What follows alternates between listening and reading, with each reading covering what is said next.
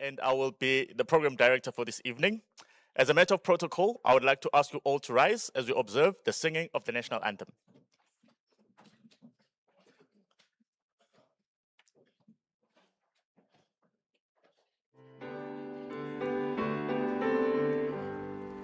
Nkosi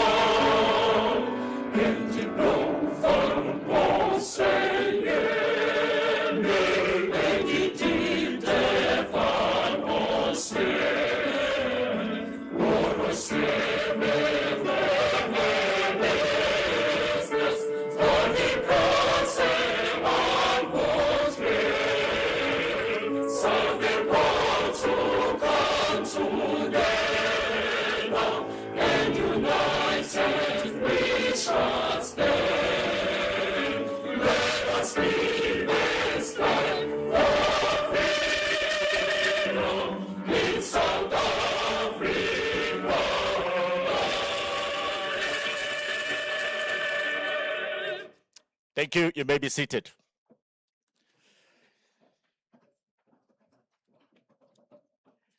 Now that we have managed to get everybody's vocal cords up and ready, we can try this again. Good evening. Thank you. That is much better.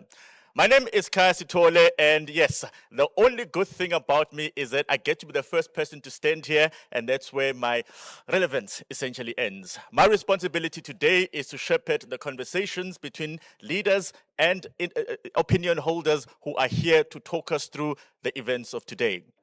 As a start, we'd like to all to engage, but in order to make that happen, we need to make sure that cell phones, which tend to be a bit disturbing, are either in silent mode or, if you prefer, to be fully off. So if you could please just make sure your cell phones are indeed switched off.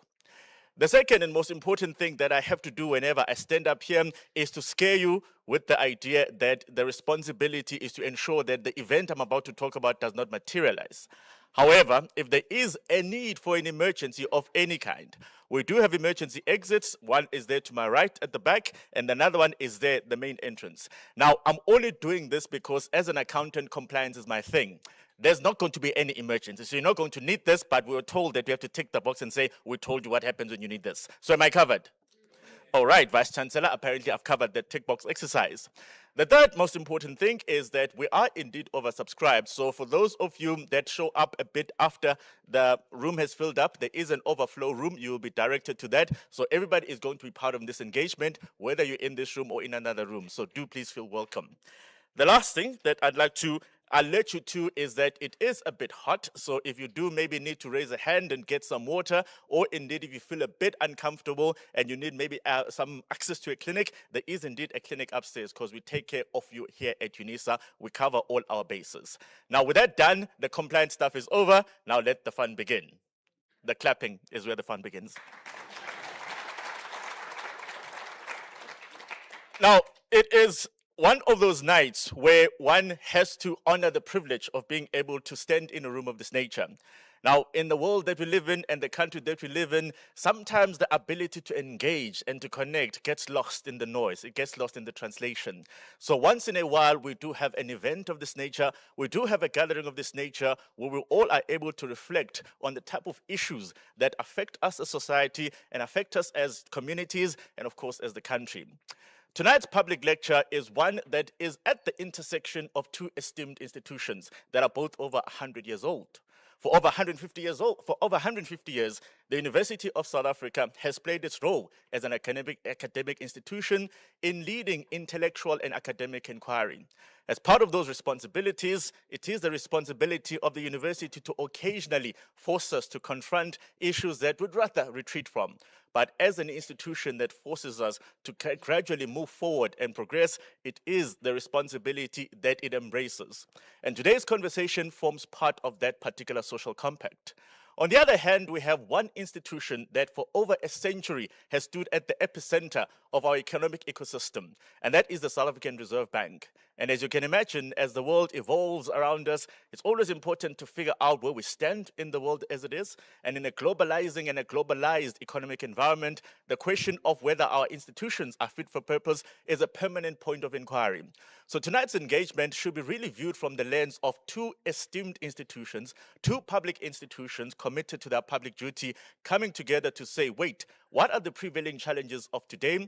How is it that we should engage with them? What are the challenges that we need to confront? And how do we formulate solutions going forward? So over the next couple of hours, as we engage and as we sit here, I'd like to invite you all to really connect and engage in one way or another. When you came in, you would have seen that QR scan, those fancy things that you see now. If you are able to scan that, you'll be able to see the program itself. But again, we live in the world where if it's not on social media and it's not on Instagram, the question will be, did it really happen? So if you do feel the need to hashtag and tell people that you are here, it is indeed the UNISA SARB Public Lecture of 2026. If that sounds old, just hashtag UNISA and the SARB will be able to connect with you. Now, we do also have to acknowledge that in the world that we live in, we're no longer bound simply by the physical barriers. It means that we're able to connect with people beyond this room. So you already heard there are people in the connected rooms out there, but we also have a virtual link where people are able to connect in this particular conversation. So whether you're from Marabastad or Mahubaskloof, Meadowlands or Melrose, Diepsloot or Diepkloof, or in this room or virtually, I invite you all to the 2006 UNISA Public Lecture on Leadership Engagement. Clapping.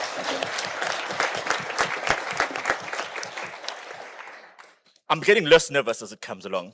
But to start our conversation, I'm going to call upon the stage someone who has been responsible for convening this conversation.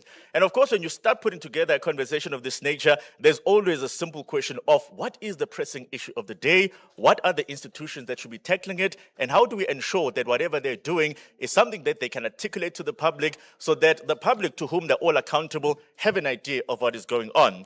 And in that note, Professor Boitumelo Sinokonane has been the one that said, we think this is the issue that we need to tackle now. The Reserve Bank sounds like the right institution, so let's get them into the room. I'd like to call him upon the stage now in his capacity as the Acting Executive Director for Institutional Advancement at the University of South Africa.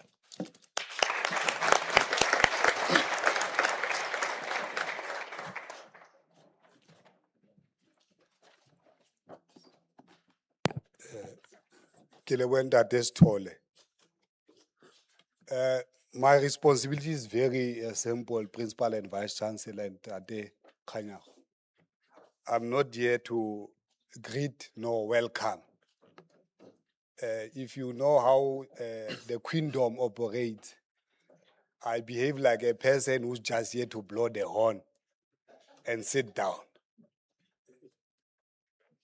It is important to note that UNISA, as an economic player, supply to the market skilled labor, drives innovation, and commercializes research. NOH CTD show in a writing the role of the university argues that, I quote, the poor societies can only justify expenditure on a university if it promotes the real development of the people. The role of a university in a developing nation is to contribute, to give ideas, to provide men. He didn't mention women, now I'm adding a woman, power, and service to the furtherance of human equality, human development, and social justice, unquote. While Roberto Cheng, in his piece titled Equality, Monetary Policy, and the Central Bank Mandate, argues, I quote, Central banks face significant pressures to incorporate equality and equity in their official objectives, unquote. It is my view that poverty in emerging markets is a complex challenge driven by rapid growth, inequality, and financial risks. There is income gaps, job scarcity, and high cost of living. Like I said, mine was just to blow the horn. Thank you very much.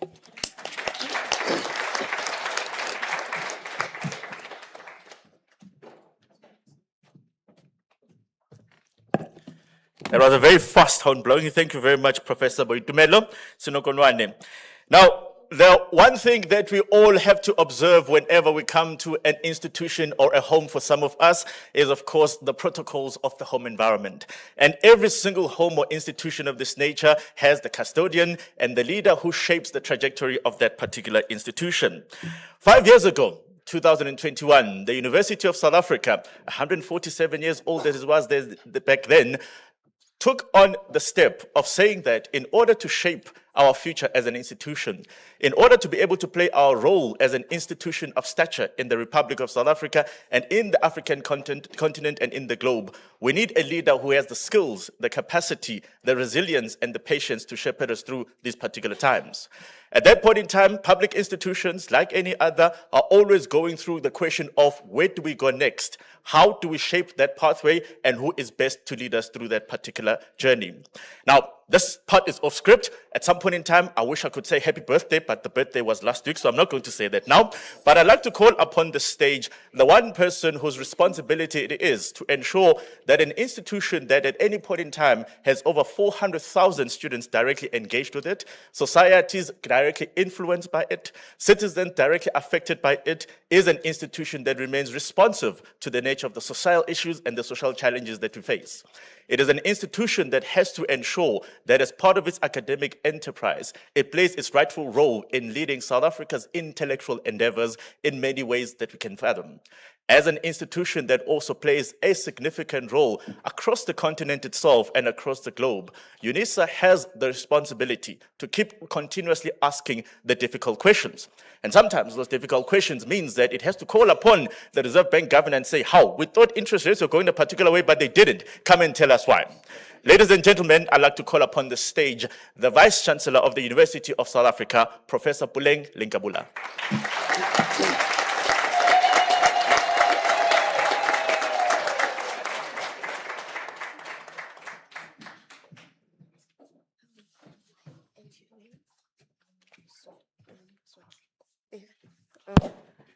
Colleagues, can I request you that you give Nombuso Nhleko, who's making sure that everyone is included through universal access for people living with disabilities. I don't want you to forget the role she's playing.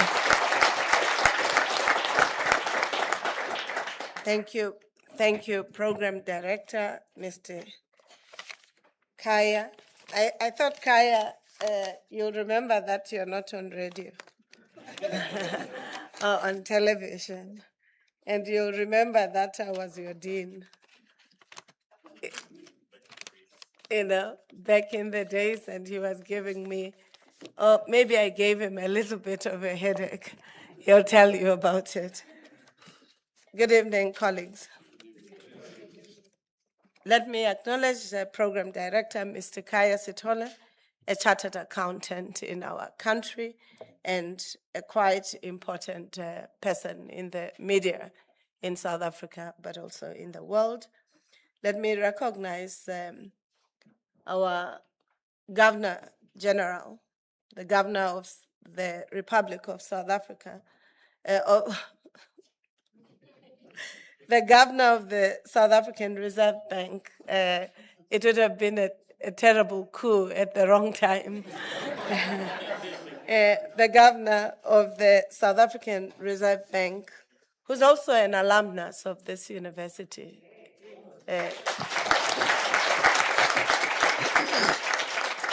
The Chancellor of the University of Stellenbosch, Mr. Lesetja Kganyago, Let me also recognize the members of the Council of the University of South Africa, Professor Sekgalo and all members of council here, members of the University Executive Management. I recognize that all members of MENCOM are present and one is participating virtually. I think they deserve a round of applause. I'll tell you why later.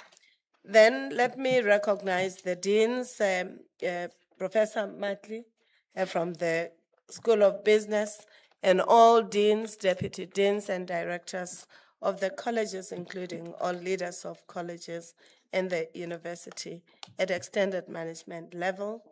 His Excellency, Mr. Salih Omar Abdu, Ambassador of the State of Eritrea, who's the Dean of the Diplomatic Corps, and all other diplomats that are in attendance this evening.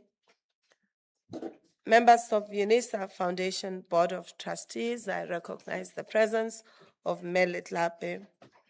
Let me also recognize the presence of Mr.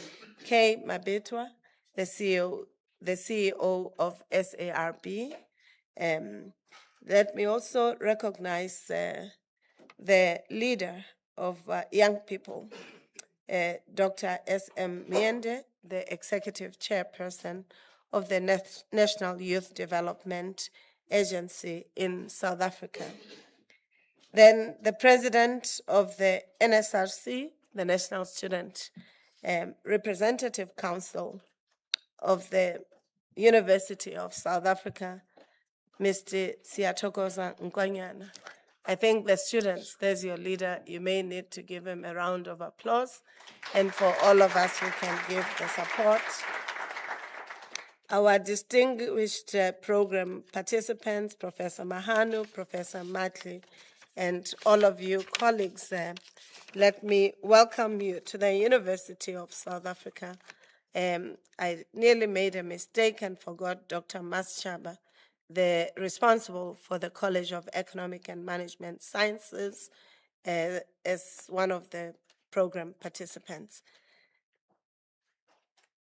Ladies and gentlemen, members of the media, different university representatives, every person in this room, good evening.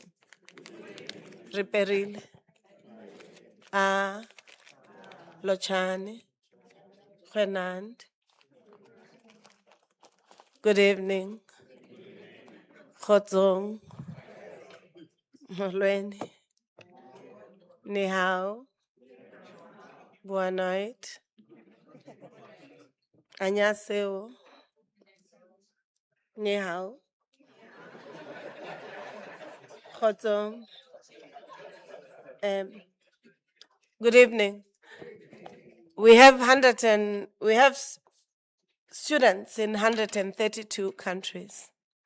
And in the context of Africa, we are aware that greetings are not just things we do because of habit.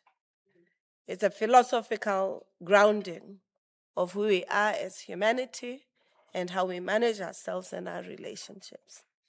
It is, and I'm now starting my speech. I was doing the protocol. So we can now check the time. Thank you. It is my distinct honor on behalf of the University of South Africa to welcome you to the important public lecture titled From Fragility to Resilience, the Emerging Market Journey. We are particularly privileged as the university and delighted to host at our Mackleneck campus the South African Reserve Bank Governor, Mr. Lesetja Kganyago. Earlier on, I had already acknowledged that he's one of the alumnus of this important university and has a distinguished long career in the public service. Prior to serving as the Reserve Bank Governor, he has been a leader and senior bureaucrat in our government for more than 3 decades, serving in various capacities, including, among others, as Director General of the National Treasury, Deputy Governor of the Reserve Bank, and now the Governor of the Reserve Bank in his 3rd term. In the course of serving South Africa, he has been called on several occasions to serve the world as a global public servant, Governor Kganyago chairs the Committee of Central Bank Governors of Southern African Development Community, SADC, and recently served as the chairperson of the International Monetary and Financial Committee, the primary advisory board to the International Monetary Fund. His expertise spans a number of fields and subfields in economics and public finance, including, among others, macroeconomics, fiscal and monetary policy, financial sector policy, international finance, and most importantly for us, we are proud to welcome one of our preeminent alumnus back to his alma mater, the University of South Africa. I think it requires a round of applause.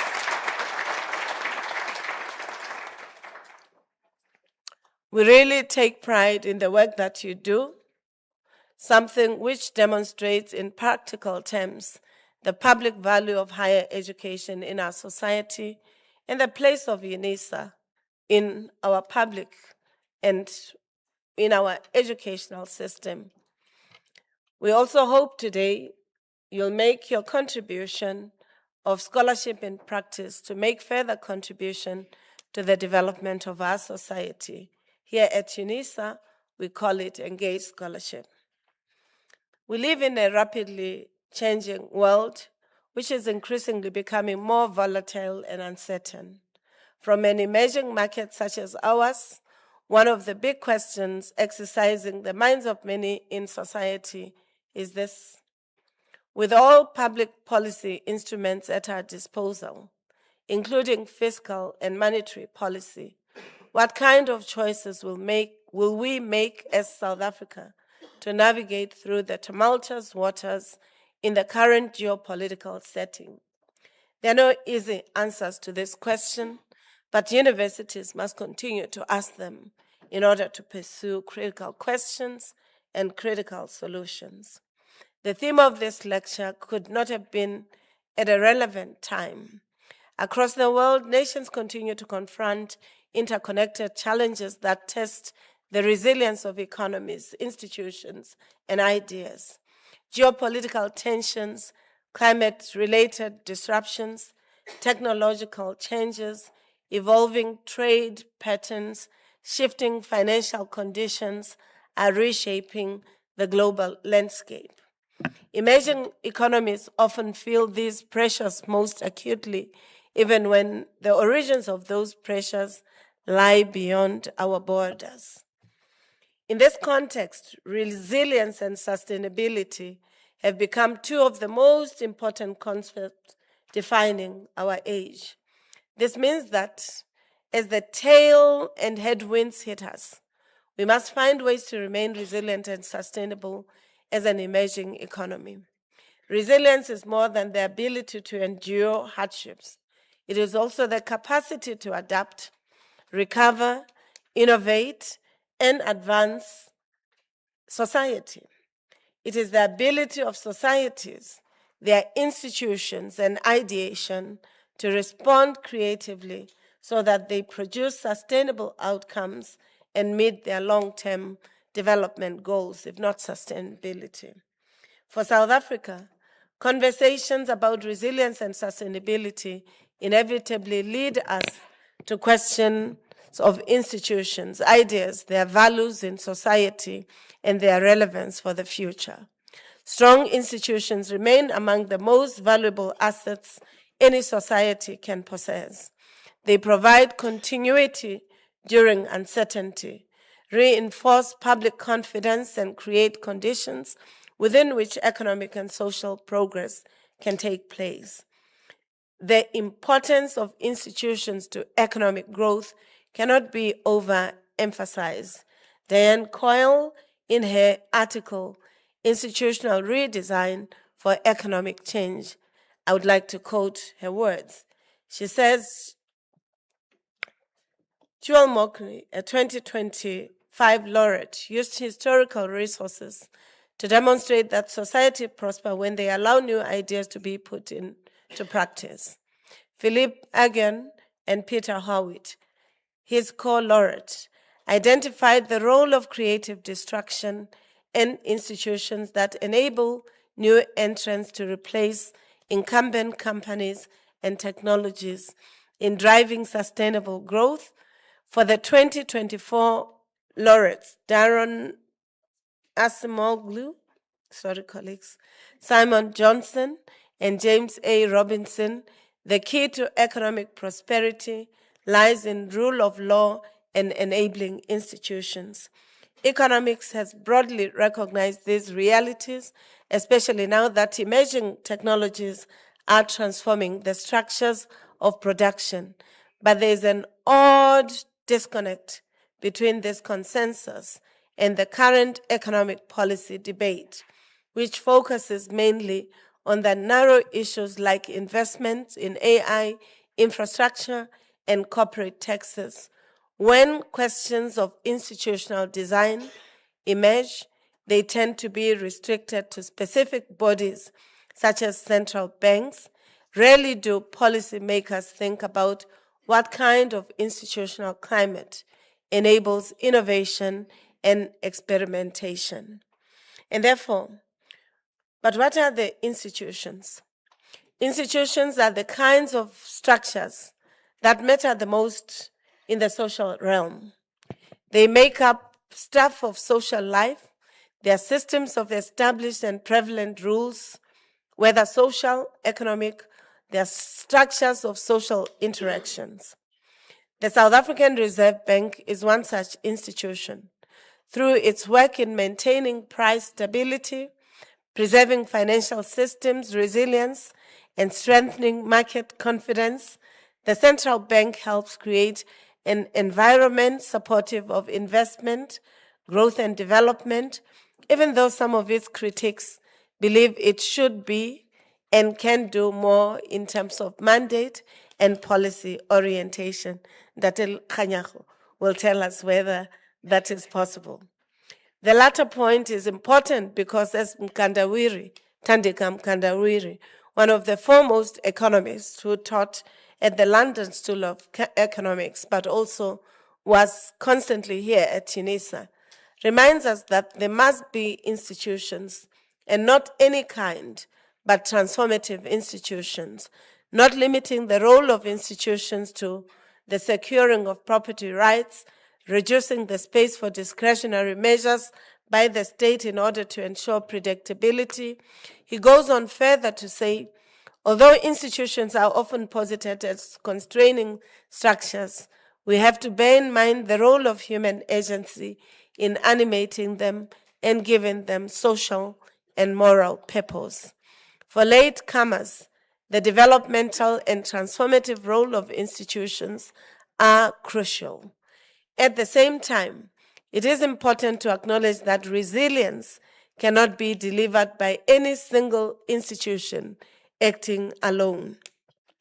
Sustainable development requires a broader ecosystem of capable governance, sound public policy, reliable infrastructures, quality education, innovation, productive investment, and social cohesion.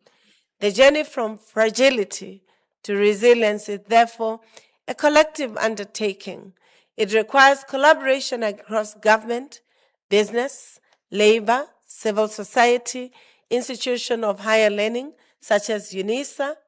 National resilience emerges when institutions perform their responsibilities effectively while working towards a shared vision of development and human progress. Recent global developments, therefore, have underscored the extent to which our world has become interconnected. Events unfolding in one region can have profound implications for economies elsewhere. Changes in financial conditions influence capital flows and borrowing costs. Geopolitical uncertainty affects trade, investments, and energy markets. Climate-related shocks increasingly shape food sovereignty, food security, food production systems, and patterns of economic activity. In such circumstances, colleagues, resilience is measured not by the absence of challenges, but by the ability of institutions and societies to respond in ways that preserve stability while creating pathways to recovery and renewal. South Africa has faced significant tests in recent years. While many challenges remain, there have also been important demonstrations of institutional endurance and adaptability. These experiences remind us that credibility, accountability, and public trust remain essential ingredients of resilience. These matters because institutions depend on legitimacy and trust. Confidence matters because economic and social systems function most effectively when citizens and stakeholders believe that public institutions will act consistently, responsibly, and in accordance with their mandates. Institutional integrity, therefore, remains one of the cornerstones of sustainable development systems. For us as UNISA, these themes resonate deeply with our missional mandate and values. As a university, we are committed to advancing knowledge, innovation that contribute to public good. We believe that higher education should not only produce graduates and research outputs, but should help societies understand and address complex realities. This commitment requires us to engage critically and constructively with the major issues shaping our world. It requires us to create spaces where ideas can be interrogated, assumptions examined, and public questions explored through evidence-based dialogue. As the African University Shaping Futures in Service of Humanity, UNISA recognizes that economic questions are ultimately human questions. Discussions about growth, inflation, productivity, investments, development affect people, communities, and futures. They influence opportunities available to youth and young adults, the prospects of entrepreneurs, the well-being of households, and the capacities of societies to flourish. Too often, discussions about Africa focus exclusively on the challenges and vulnerabilities. Yet, in the continent and in our country, there are many assets that require propelling in order that we are not just limited to questions of challenges and vulnerabilities. The focus on challenges and vulnerabilities do not tell the full story. Africa is a continent characterized by extraordinary creativity, resilience, innovation, and opportunity. Across the continent, individuals, institutions continue to demonstrate remarkable capacity for adaptation and transformation. The challenge before us is to unlock opportunities more effectively and more inclusively. Doing so requires strong institutions, investment in knowledge and innovation, regional cooperation, productive economic participation, and leadership committed to the common good.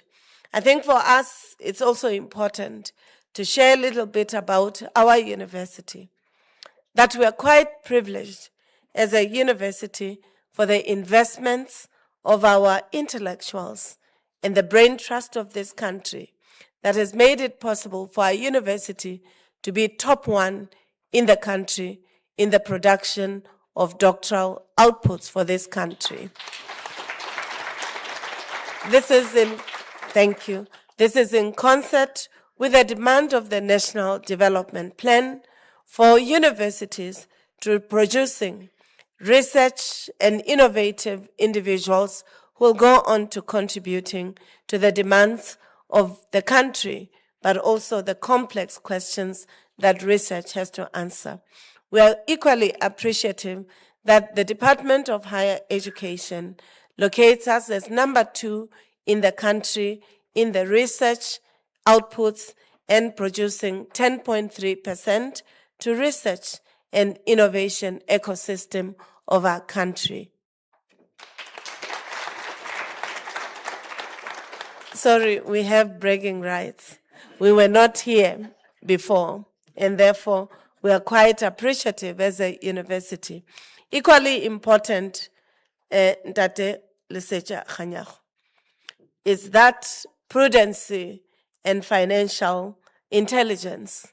The University of South Africa has generally been a prudent partner in the management of the assets, resources, but also finances.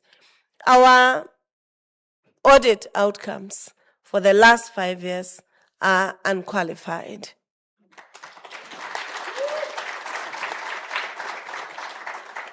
We are not a private sector entity, but we can say without any, and I want to draw from Professor Mahano's English, modicum.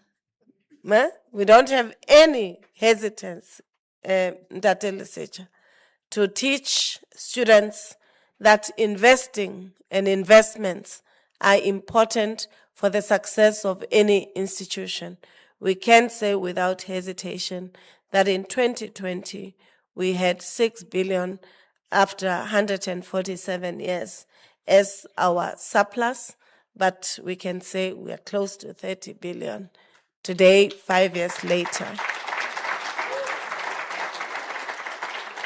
We do so because we would like to exemplify that universities are the home of intellectual brain trust.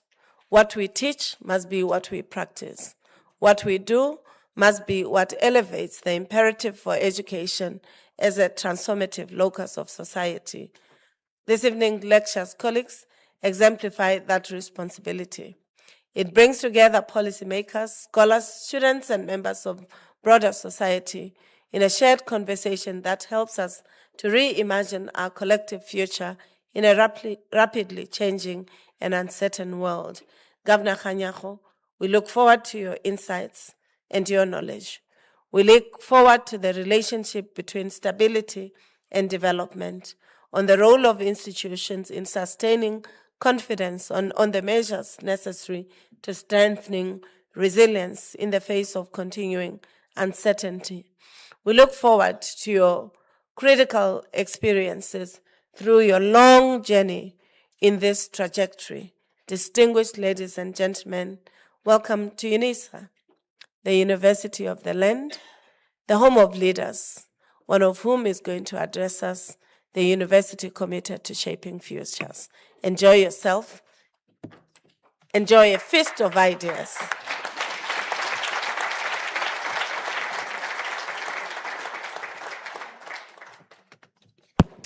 The challenge has been laid out. Enjoy yourselves. Thank you very much to the Vice-Chancellor and Principal of the University of South Africa. Now, credibility, accountability, and public trust as ingredients of resilience is definitely something that I think both institutions would resonate with.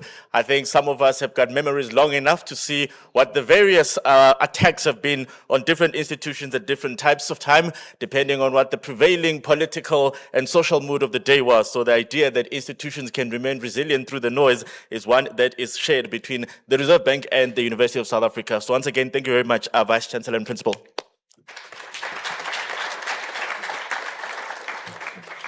Now, after the introductions, those are the introductions, guys, we actually have a statement of purpose, and that is the one that simply crystallizes what exactly is the engagement all about and what it is that we're trying to achieve through this particular interaction.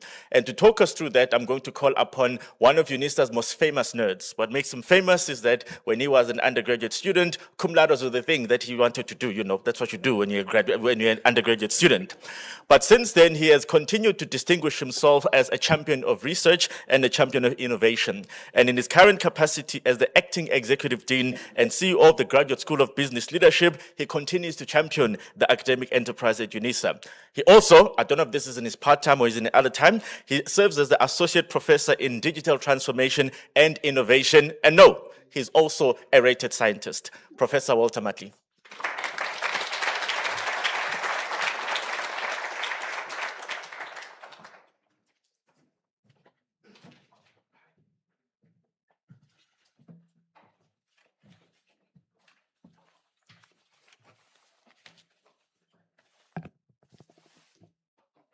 Program Director, Mr. Khaya Sithole, Principal and Vice-Chancellor, Professor Puleng, LenkaBula, the Governor of our South African Reserve Bank, Mr. Lesetja Kganyago, all protocols are observed. When we speak of emerging markets, we often do so through the language of debt, inflation, deficit, ratings, and growth projections. This language matters because it tells us something about how economies are measured and judged. But behind these measures are societies under pressure, institutions trying to remain credible, and businesses trying to plan beyond uncertainty. And citizens are asking themselves whether the future still carries enough promise for them to place their hope in it. It is within these realities that we gather for this Principal and Vice-Chancellor lecture and leadership engagement under the theme of From Fragility to Resilience, the Emerging Market Journey. Fragility is not confined by the market or balance sheet. It moves through our institutions, through our households, workplace, and society. In a country such as ours, it can also be seen through weak growth, high levels of youth unemployment, high levels of young people who are not in education, employment, or training. It can equally be seen through inequalities that we experience and also constrained investment. It can also be seen through young graduates who cannot enter the labor market, the entrepreneur who cannot scale, and also the public institutions that struggle to deliver its mandate. For this reason, resilience must mean more than just survival.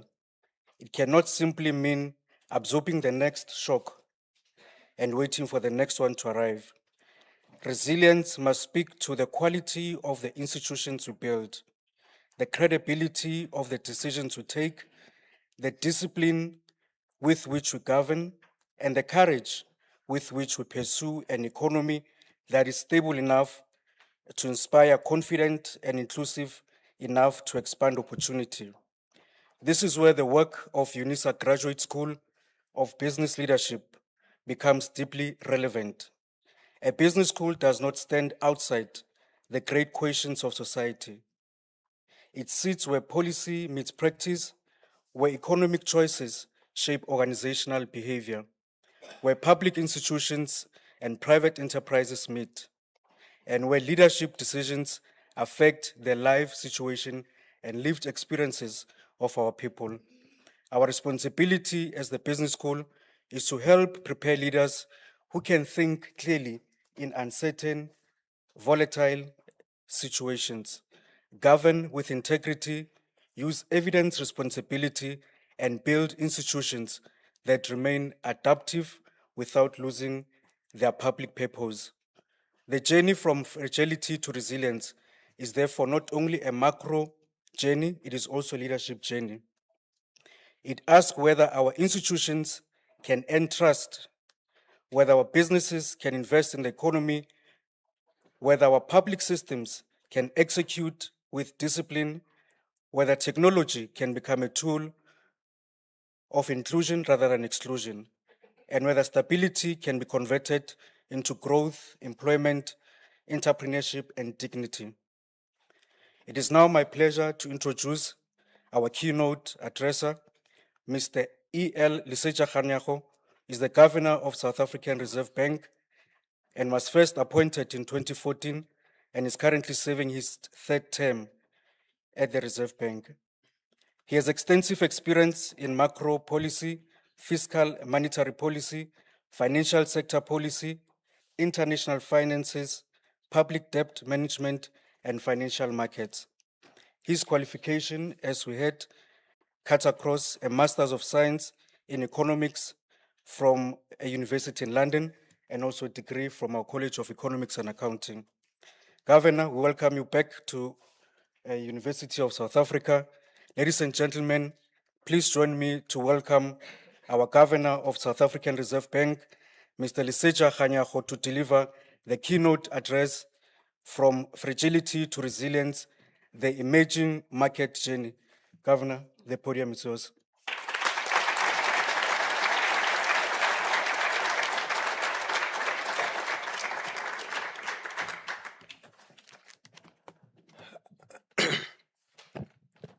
Thank you very much, Prof.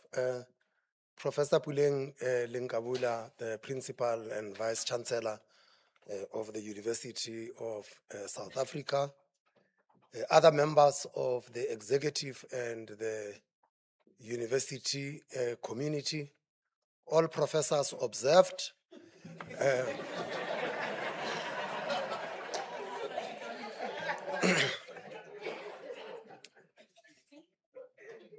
I want to start today with an old magazine cover. It's from Time magazine, dated the 15th of February, 1999, with the title, The Committee to Save the World. There are three men pictured, all American. Alan Greenspan, the chair of the United States Federal Reserve, Bob Rubin, the US Treasury Secretary, and his deputy, Larry Summers. The world that needed saving then was the world of emerging markets. In the 1990s, these economies were stumbling from one economic disaster to another. In 1994, the so-called tequila crisis broke out in Mexico with a collapse of the peso and a bailout orchestrated by the US Treasury. In 1997 came the Asian crisis, which started in Indonesia and swept through the region, forcing countries such as South Korea and Thailand into International Monetary Fund programs. In 1998, Russia defaulted, and Brazil narrowly averted a currency crisis with IMF help. These were provocative events. For instance, in the Asian crisis, the worst hit economies saw output fall by 10 to 15%, with currencies losing 50 to 80% of their value. Indonesian inflation was 58% in 1998, and Russian inflation was 85% that year. South Africa also struggled. In 1998, our prime interest rate peaked at 25.5%. Government borrowing costs also spiked. The spread of South African yields over the benchmark US and German rates reached all-time highs. The South African Reserve Bank tried intervening in currency markets and ended up losing all its foreign exchange reserves. Inflation was close to double digits. As the SAP's annual economic report recorded afterwards, and I quote, business and consumer confidence wilted, and real output, which had been sluggish in the first half of 1998, fell in the third quarter of 1998, so that for the year as a whole, real gross domestic product rose by just 0.5%. Close quote. In this context, it made sense for Time magazine to interpret emerging markets as vulnerable and the financial leaders in Washington as the people who would save them. But from our perspective, a couple of decades later, we can see that view was already passing its expiry date. In fact, the next big crisis, the great financial crisis of 2007 to 2009, started in the United States. Emerging markets held up better than expected during that period, and they have become stronger since. Fundamentally, this strength didn't come from Washington. It was homegrown. We can now see that the shocks of the 1990s led emerging markets to build new and better policy frameworks.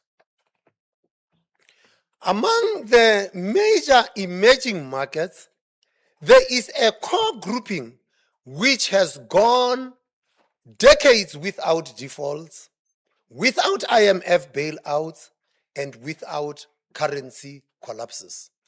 To be clear, not every developing country is stronger. The IMF is still doing bailouts, and there are still many vulnerable economies. But there is a core group of big emerging markets that has changed fundamentally. Countries like Brazil, India, Mexico, Thailand, and of course, South Africa. Recognizing this, the policy literature has a new theme for emerging markets. The theme is resilience. For example, emerging market resilience was the subject of a special chapter in a recent IMF World Economic Outlook. And it has also been explored by institutions such as the Bank for International Settlements and the New York Fed. For emerging markets, resilience is hugely valuable. An economic crisis is a terrible thing. Also, nowadays, we wouldn't want to be looking to a committee in Washington to save our world. It's more important than ever that we can look after ourselves. At the same time, we can aspire to modern resilience. Today, I want to unpack how emerging markets moved from fragility to resilience and discuss where the remaining gaps lie. Looking back at the crisis of the 1990s, it is clear that the central fault line was weak monetary credibility. To deal with that, emerging markets pegged their exchange rates, usually fixing on the US dollar. They typically borrowed in foreign currency too, a practice that has been called the original sin of emerging markets. Combine that with weak financial system supervision, and you have a very dangerous concoction.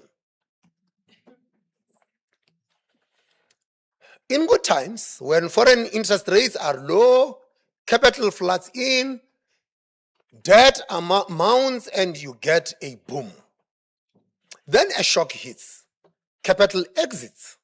The central bank struggles to keep the currency pegged, and you start to face only painful choices. If you let the peg go, financial stability suffers.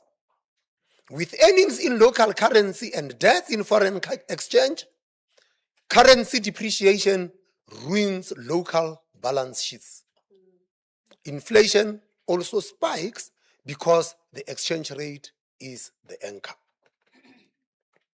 However, if you try to defend the peg, you run out of dollar reserves. And you probably need to set interest rates so high that you break local balance sheets anyway. Then you go to the IMF. The first thing emerging markets did to get out of this trap was to build better monetary institutions. The recipe is familiar now, but it was new and provocative then. Central bank independence, inflation targeting, and exchange rate flexibility. This dealt with the fundamental problem of central banks trying to do too many things: protect growth, control monetary aggregates, manage exchange rates, finance the government, grow employment, and limit inflation.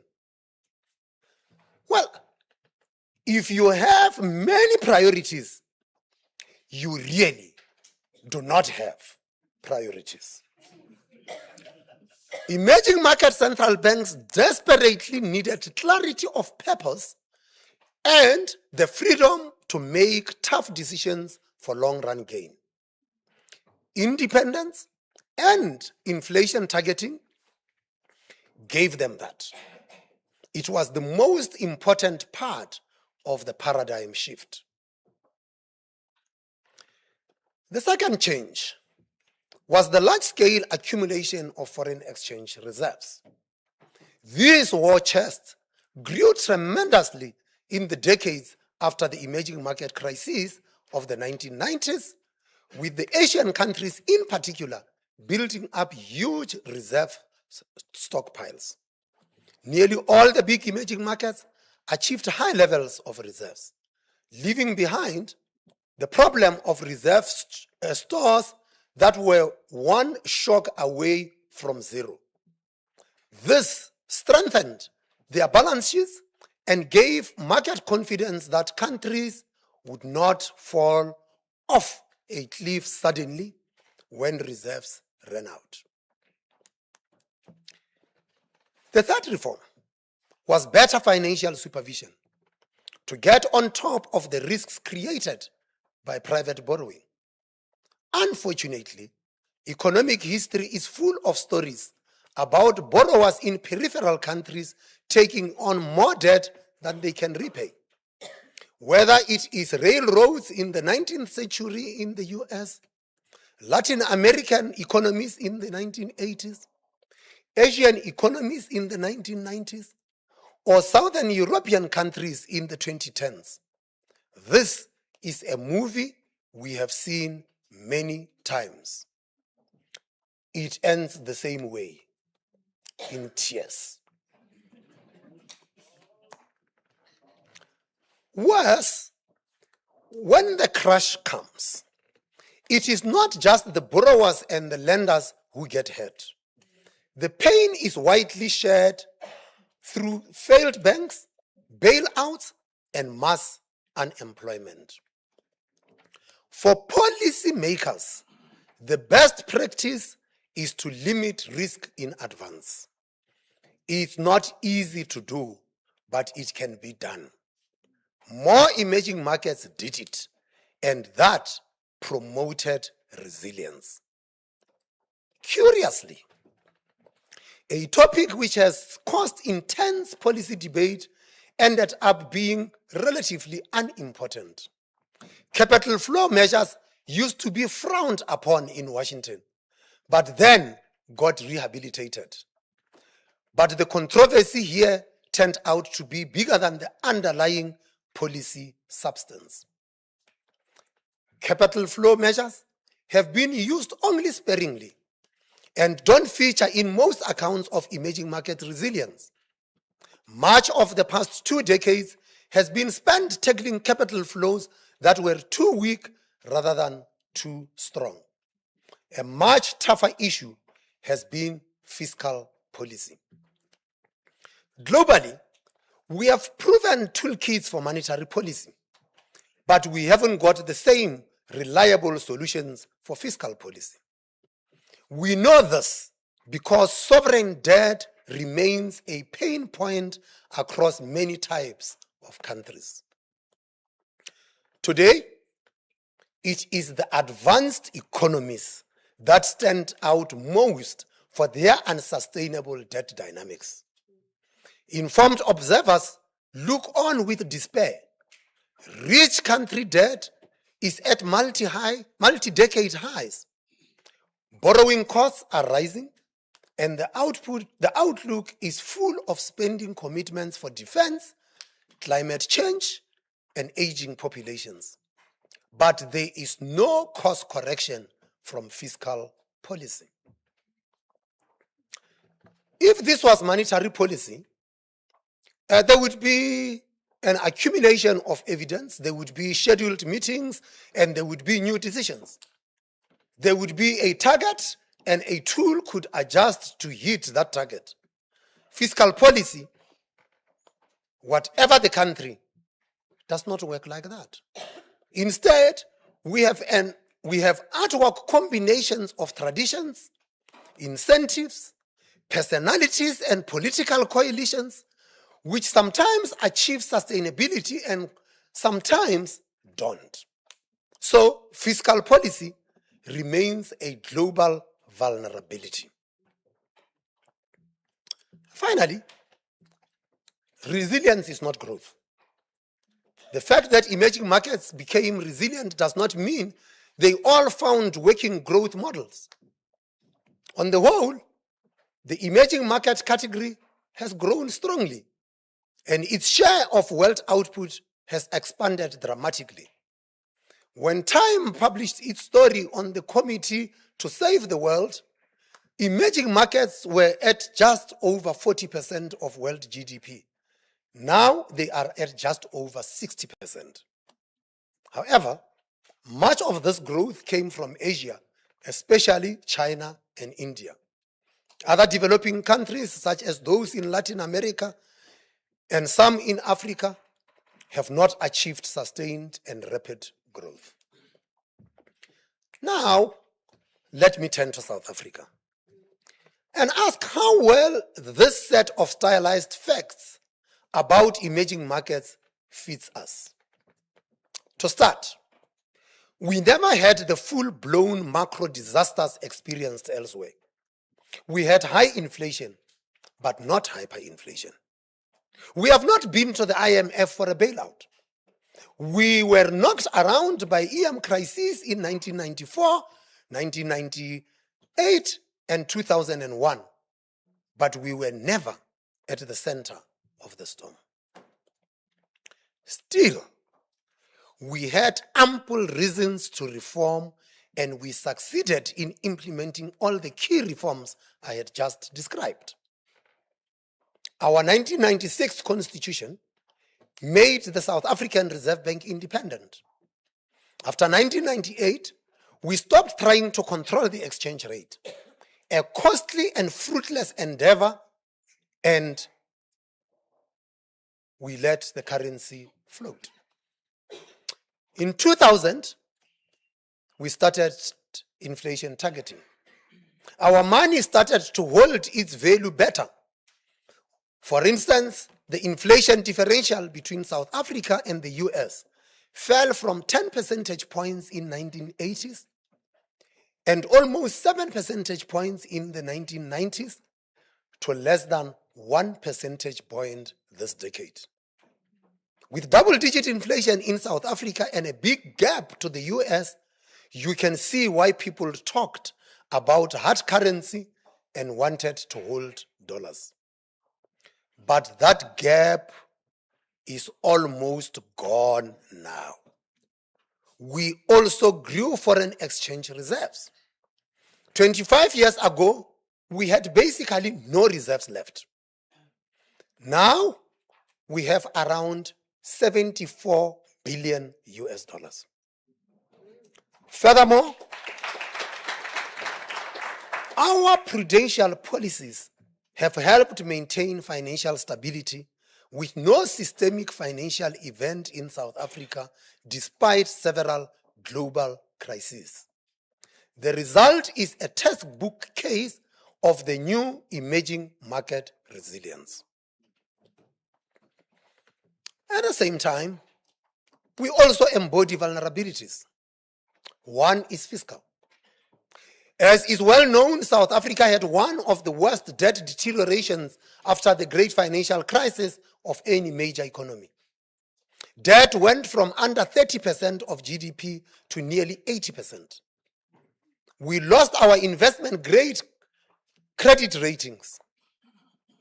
Borrowing costs ratcheted higher, and debt service costs became one of the biggest items in the budget, equivalent to a fifth of tax revenue. We are a cautionary tale for all the big borrowers out there today. We are also perhaps becoming an example. Government debt is finally stabilizing. There is a recent book by Charles Goodhart and Manoj Pradhan which discusses debt trajectories of advanced economies and reaches some very pessimistic conclusions about their longer run prospects. They show that few countries are nowadays running primary surpluses, which are necessary to stabilize debt. They add that most countries now achieving these surpluses only got there after suffering crises like Greece. They conclude, and I quote, "Only Mexico and South Africa have run a primary surplus out of prudence," close quote.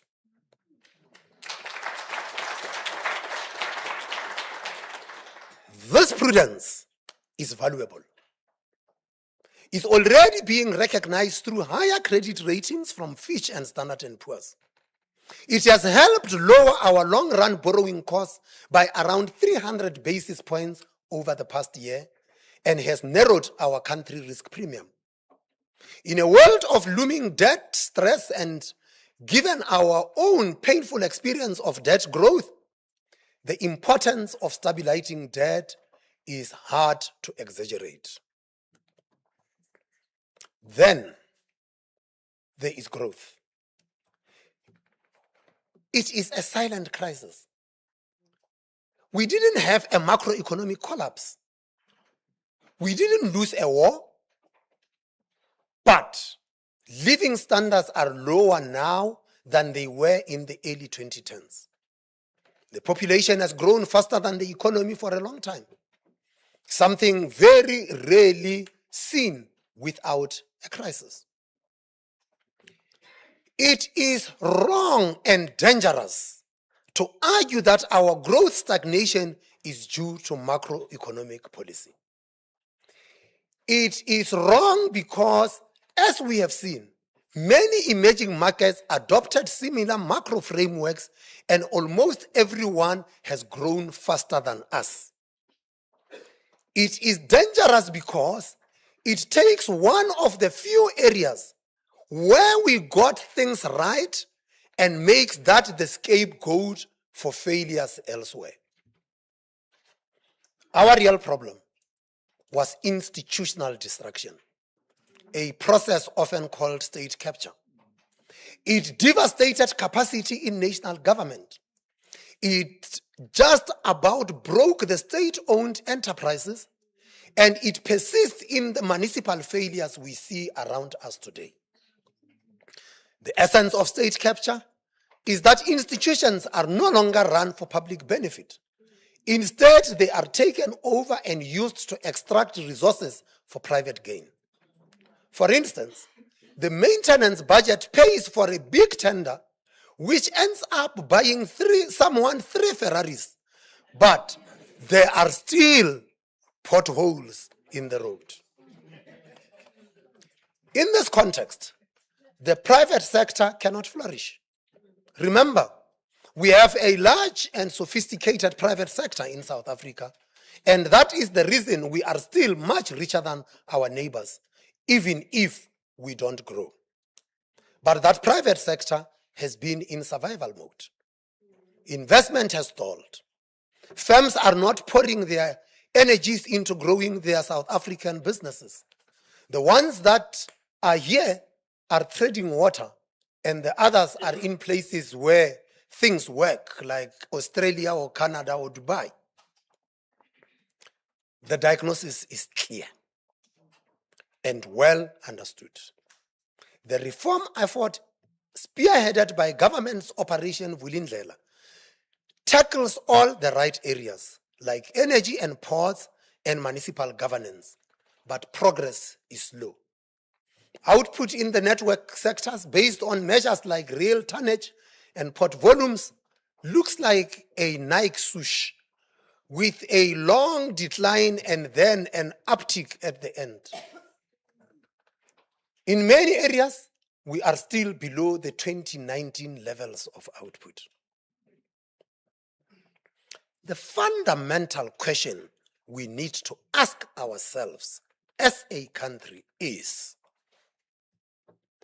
do we truly want to grow? It seems the answer is obvious, but it is not. If we really want to grow, then it can't just be one goal halfway down the wish list. The economist Land Preacher has penned a provocative new paper titled "Economic Growth is Enough, and Only Economic Growth is Enough."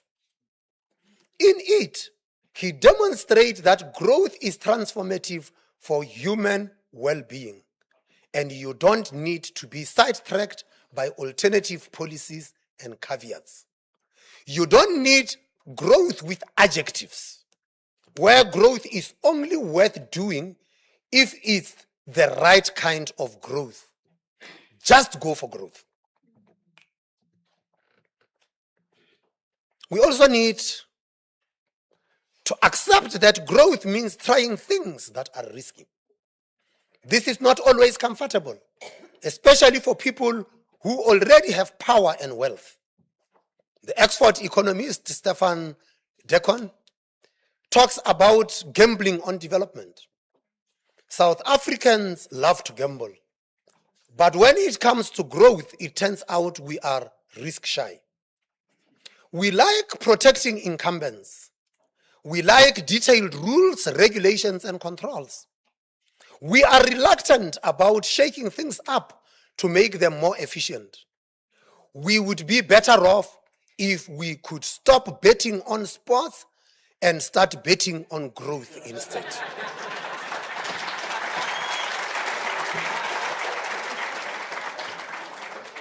Ladies and gentlemen, to conclude, there is a core group of emerging markets which has moved from fragility to resilience. South Africa is counted as one. It is an important achievement which is now being widely recognized. With the world becoming more fractured, it is also crucial that our macroeconomic well-being is protected by our own policies, so that we don't have to depend on the good wishes of a committee to save the world based in a foreign capital. That said, while our frameworks are stronger than they used to be, many countries continue to struggle with fiscal sustainability, and they struggle to achieve growth. So our journey is unfinished. We are resilient, but we are not yet flourishing. Thank you.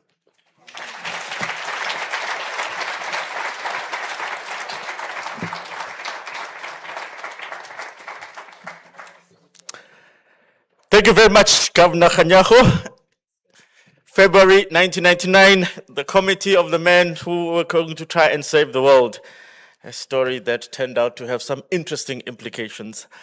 And as we reflect on that, it is quite clear that ours is an extraordinarily important journey, a journey where if we get things right, the upside is infinite.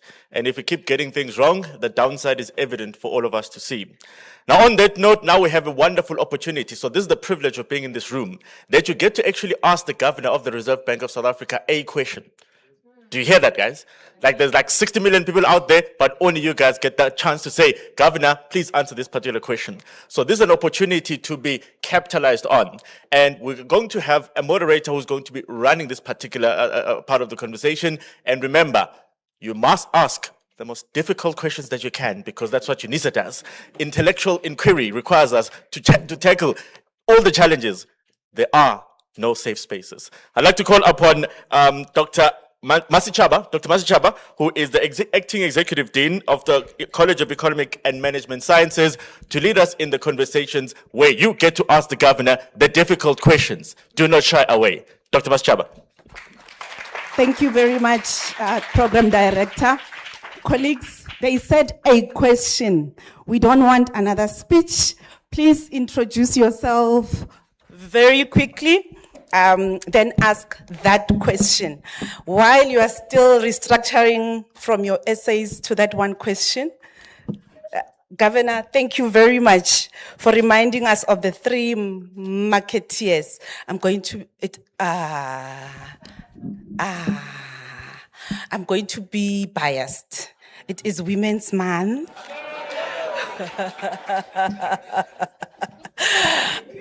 I have seen our economics Tendani here. I have seen May Malika. So I'm going to be biased and start with the lady in brown. Yes, yes.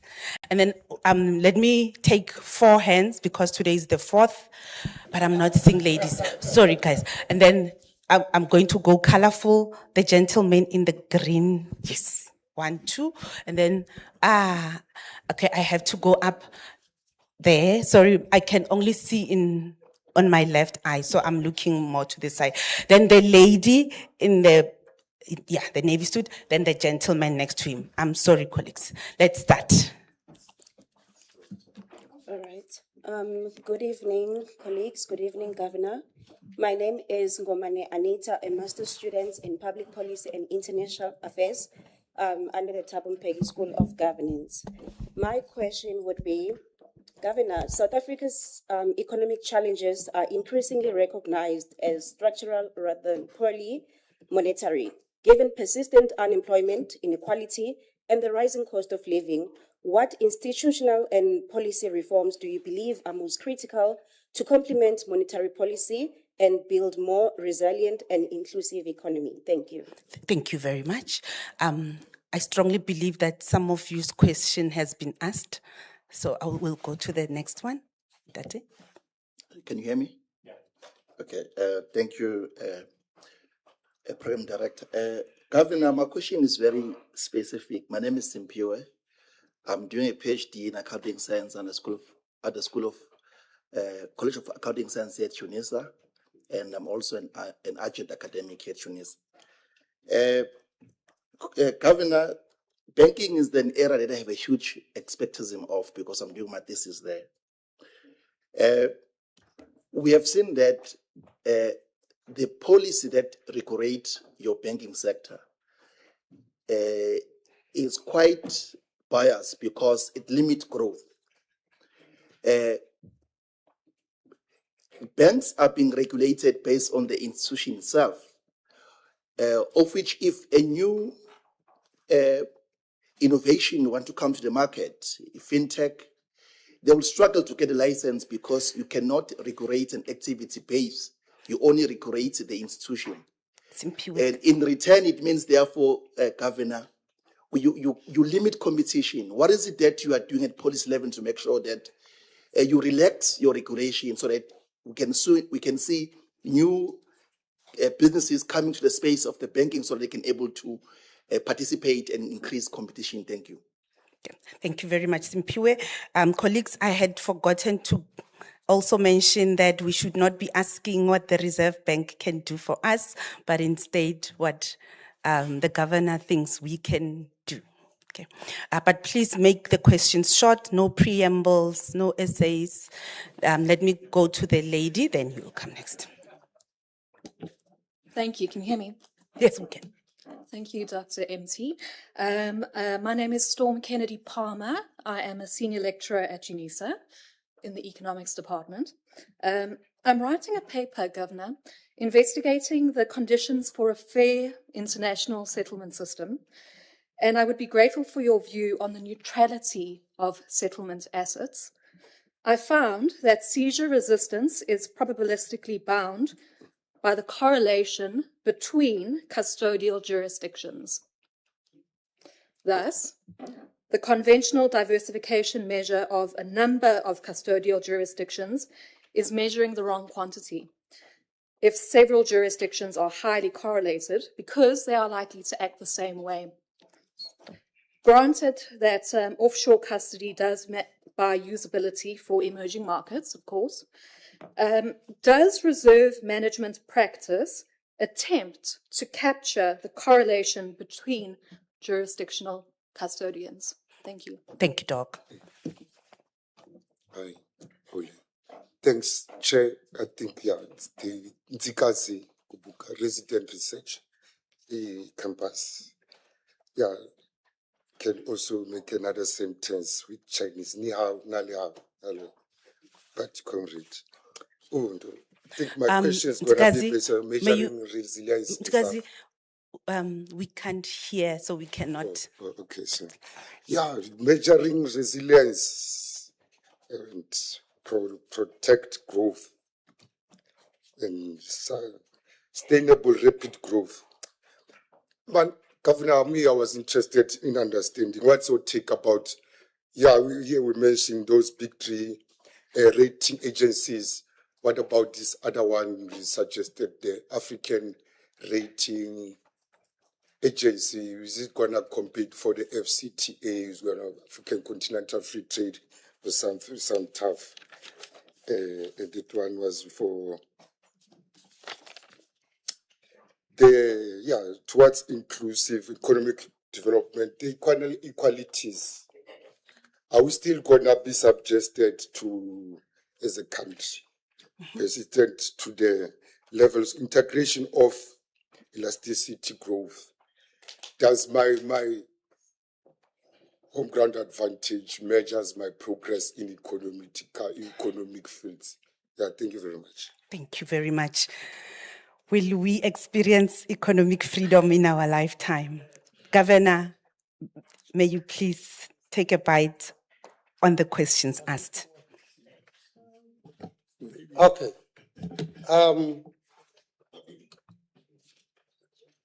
The first question is that if the problems are structural and we need reforms and we must get inclusive economy. This economy constraints are overanalyzed. And we know them, and I can walk you back. So when we encountered problems and crises in 1995, 1996, we launched the Growth, Employment and Redistribution Strategy. And it went on.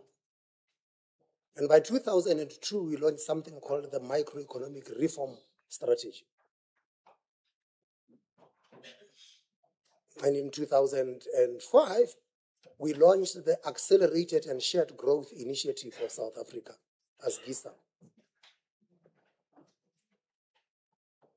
In 2012, we launched the New Growth Path and the National Development Plan. Hardly has the ink dried, and South Africans will start a conversation that says this is a living document instead of going to implement. And therein lies our problem. And so, what you have in Operation Vulindlela was not a plan that says this is what you... It said, here are the problems. How do we solve this problem? How do we solve this problem? And you will find that Operation Vulindlela is focused on dealing with each one of those constraints. To keep government honest, business leadership South Africa decided to partner with government in the implementation of this. One of the things I do on a weekly basis is to go into the BLSA's tracker, which traces each one of the reform areas that government has identified, and it just rates them red, amber, green, and you would know where we are going. And for me, we do not have to go we are just go and implement. But again, you talked about inclusive economy or inclusive growth. I'm not sure if you were listening. The subject of growth is complicated.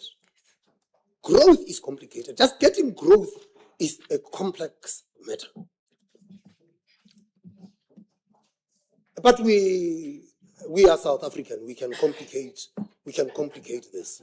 So we want a jobs-rich growth, pro-poor growth. We want a development-centered growth. We want an inclusive growth. We can go on and add adjective. And may I say, every election comes with a new adjective to growth. And that is something that we are good at. I was quoting earlier on about Professor Pricincipal, that go for growth. If you get the growth, then we can start equating. So when South Africa was growing, the growth was characterized as jobless growth. And it says, wait, can we talk about growth and then we can talk about the type or quality of that growth? But then it turns out that this economy can create a lot of jobs when it is growing. Actually, the employment elasticity of growth in South Africa in the period around 2005 to 2007 was 0.7. It was remarkable. It was amongst the highest in the world. And the reason was not hard to find. We had high unemployment and we were coming from a low growth rate. So those elasticities were accepted. Did we say that, we have confirmed for ourselves that growth leads to employment? We started another conversation. Let's talk about a decent jobs agenda. So now we have said that the growth was jobless. Now the growth is creating jobs. We start another conversation. What kind of jobs? We only want decent jobs. Who are we, the elites, to tell somebody who is unemployed to say, you can't take this job because it's not decent enough for you, as if receiving a grant is more decent than having a job?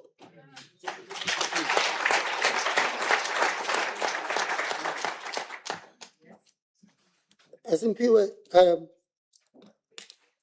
I hope your professors are listening, because you're not going to use me to answer your PhD dissertation question.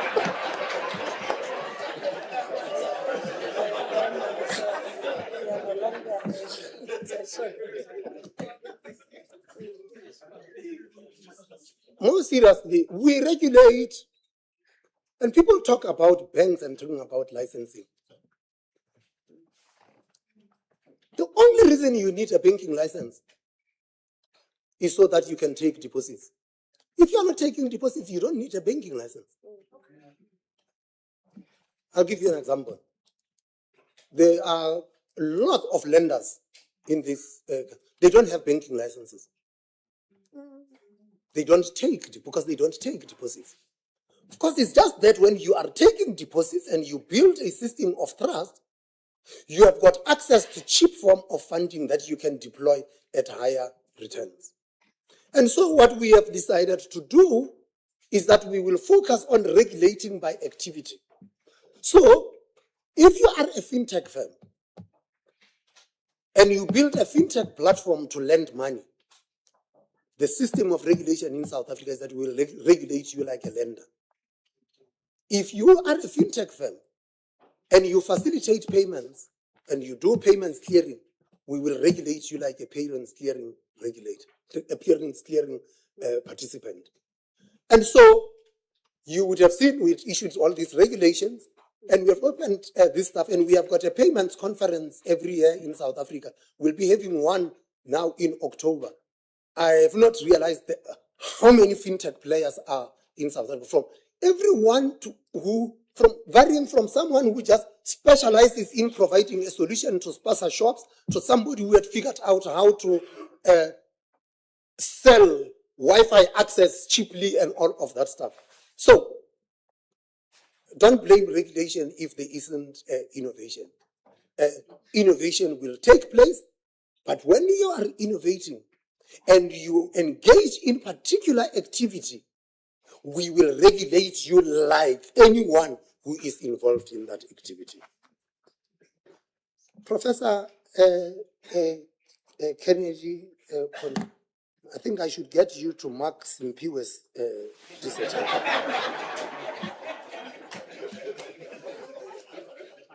Because what you had talked about fair settlement systems is a challenge. There are only so many global financial market infrastructures that we all depend on.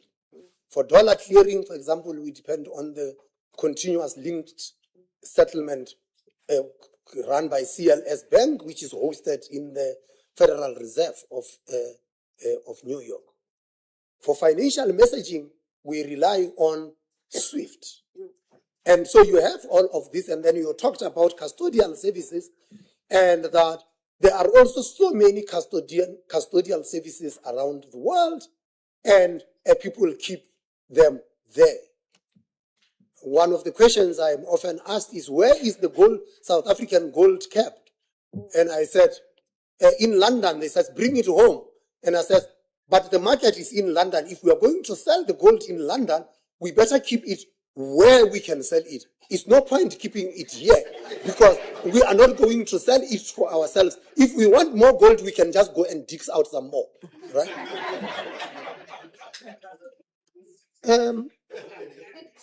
So reserve managers have then begun to identify risks to their portfolios, and they are now trying to distribute custodial services.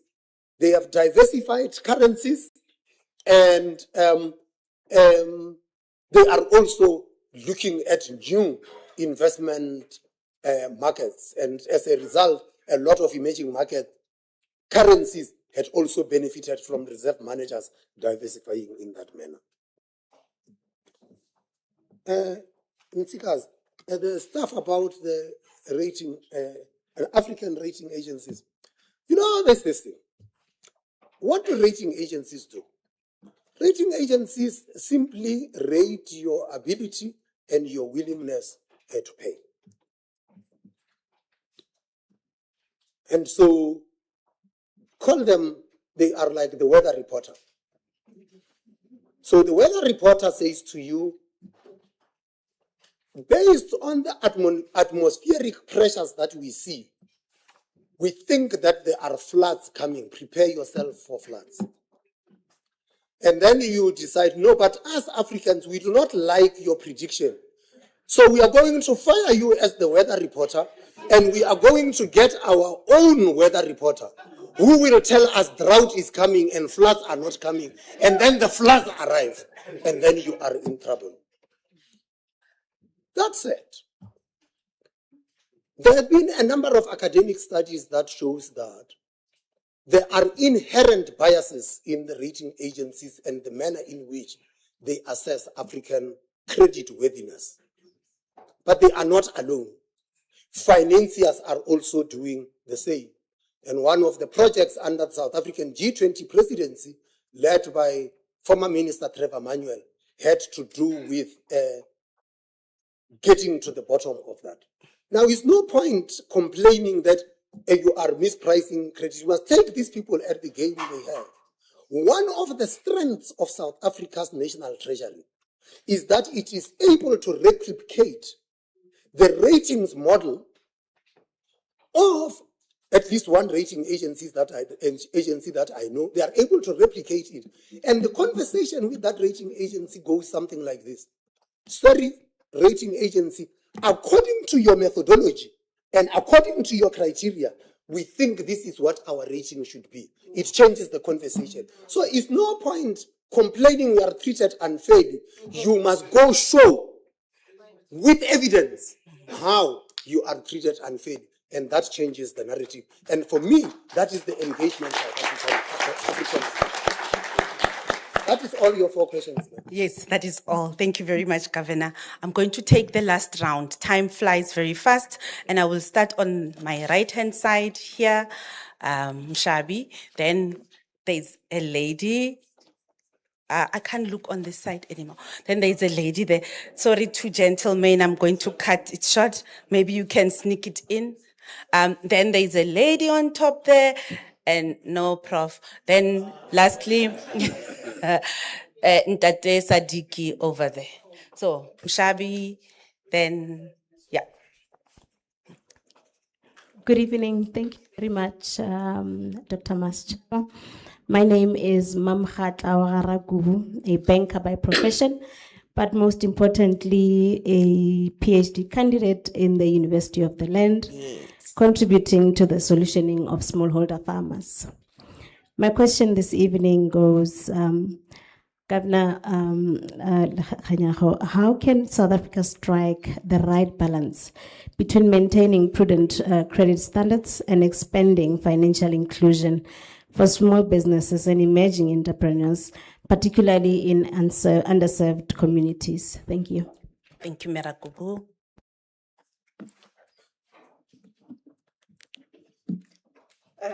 My name is Professor Seni Anamo from the Department of Economics here at UNISA. My take-home message from this lecture, Governor, is that we have moved from fragility to resilience. How then do we sustain this? So we are living in a highly uncertain world. There are a lot of factors ahead, strong headwinds. Talk about AI and how it is increasingly intertwined with economic growth, with financial markets. That's a major risk that we are faced with. Going to the weathermen that you referred to, the El Nino weather conditions that are cited to be stronger than 75 years before. And that's a major risk on inflation driven by food prices. What is the central bank doing to address these risks? And also, how can we as academia, coming from the Department of Economics, work to address this research agenda that you've presented before us so that there's a clear science policy interface? How do we contribute as the Department of Economics to the central bank research agenda that you have exposed to us this evening? I thank you. Thank you very much, Prof. Senior. There was a lady on the top, please.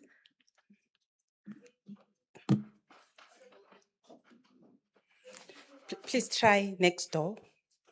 Yes.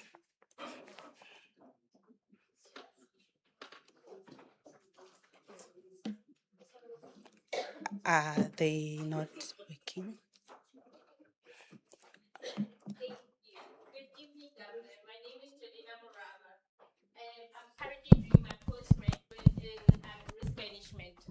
My question for, thank you. Good evening, Governor, and all the respective of the House. My name is Lesetja Muraba, and I'm currently doing my postgrad in risk management here at UNISA. Governor, my question today is that in your statement, you stated that government is currently the basis point for government's debt ratio is at 3,000. Yet the ordinary consumer in South Africa's basis point only reduces by 0.5. How does that relate into the ordinary South Africans' pockets? We are drowning in debt, Governor, and why are we as South Africa not more reliant on our own governing mechanism and not that of Moodley? We have our own regulatory body. Thank you very much, Muraba. Thank you. And lastly, Ntate Sadiki. Thank you, Chair. And, good evening, Governor. My name is Martin Sadiki, I work for the University of South Africa. I just want to know, how far are you with the model to phase out the prime lending rate, to replace it with your policy rate to make borrowing cheaper for consumers so that we don't borrow how we borrow currently? Thank you. Governor? Thank you very much. Mamu Kgotla. The striking the right balance between credit standards and financial inclusion. I want to separate this. Financial inclusion is not about benching on debt. And the South African Reserve Bank participates in a study called FinScope, which is run by FinMark Trust. And it evaluates all aspects of financial inclusion. And I have the problem that whenever people talk about financial inclusion, they are talking about access to credit. But we can't just shove credit down the throats of people who can't afford to pay, because we are going to have to evaluate that. But you are the lender, so you say the lending standards. It's okay.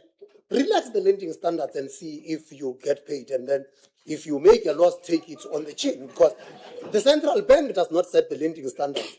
The lenders set the lending standards. But the thing about financial is that we have got to look at financial inclusion in all of its aspects: access to credit, access to financial products, access to payment services, and so forth. That is how we should actually look at financial services. So, Prof, I missed your name, but you said you are a professor in the economics. Professor Namu. How do we sustain resilience in the era of uncertainty? Like we say, you fix the roof before the rains come. Because you see, if you try to fix your roof in the middle of the rain, you are not going to make progress. By that time, the water is inside the house. And so it is important that you build resilience, that when you are hit by a shock, you get into the shock with a resilient economy. And let me be practical. In 2022, Russia invaded Ukraine. The oil price went up, food prices went up, all of prices were going up. Inflation did rise significantly in South Africa. And when that came, we were away from our target when that shock came. And so we were encountering problems. And our fiscal affairs were also challenged at that time. That was 2022. And that meant that the responses that we had to make at that time were really, really difficult, and actually led to a lot of contestation in society. Fast forward to 2026. US and Israel attack Iran. Oil prices go up, and this time, fertilizer prices go up, and as you say, food prices will be going up, and it can get worse. El Nino could set in, and then we are in a massive shock. The lesson from 2022 is the initial conditions matter. When this shock hit us, we were at our target, the lower inflation target that we adopted last year, which meant that you had degrees of freedom in the manner in which you react to the shock. The fiscal was running primary surpluses to rein in the debt, and so debt was declining. And for all intents and purposes, the new framework had been accepted to the point where government's risk was reduced, and hence government could borrow cheaper. And so that matters in the manner in which we prepare. And let me divert, because then I would like to then link this to Juliana's question that says, wait, this is unfair. Government is now borrowing 300 basis points cheaper. So whosoever is lending to government has cut government's repo rate by 300 basis points. But for us, it's only 25 basis points. This is unfair. The point here is, government is the highest quality borrower in the economy. And that is why, for you to bring down the cost of borrowing in the economy, government finances must be in order. Because if government finances are not in order, government's borrowing costs go up. And if government borrowing costs are higher, any lender would rather lend to government than lend to you and I. And if they are to lend to you and I, they are going to ask that we pay even more above what government pays. And that is the logic of it. And so government is able to borrow cheaper now because government has shown that they are reining in the debt. Taken to its logical conclusion, if you only spend according to your income, such that you do not have to borrow in order to consume, you would be in a much better position. And she is going to lower her lending standards because you are now a credit-worthy borrower. So, Prof, you said, how could you help? Be my guest. There is a chap in your department. He used to work for me. He used to work for me. He is a researcher now, and he knows exactly which questions we have got to ask. Now, there are a number of ways of doing this. We have a partnership with Economic Research of South Africa, where we bring in academics to come and do the research. But just to underline this, we are not interested in your research paper on the economics of horse racing in southern Kentucky. We are not in southern Kentucky. We are in South Africa. We are interested in you answering the South African policy questions, which is why we call it Economic Research Southern Africa. So they do call for proposals. You should participate in that. You call for proposals. And then, of course, our research department also takes fellows. You do not have to leave your university. You can work with a staff member of ours on a research paper that must answer the research question, not the economics of horse racing in southern Kentucky. And lastly, Michelle, phasing out of prime rate, yes, it is happening. Let's get things clear here. Why are we getting rid of prime? We're getting rid of prime because in the aftermath of the global financial crisis, the great financial crisis, there was a problem with what we call reference rates. Prime is a reference rate.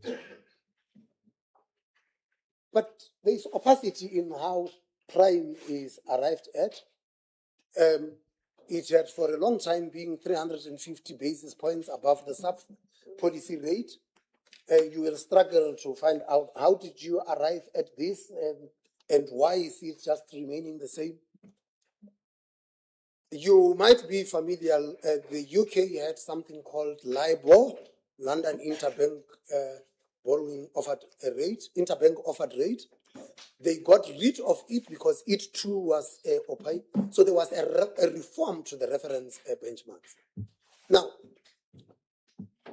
if at the moment, if you are borrowing at prime, and you are so happy you're borrowing at prime, but prime is simply the sub-policy rate plus 350 basis points.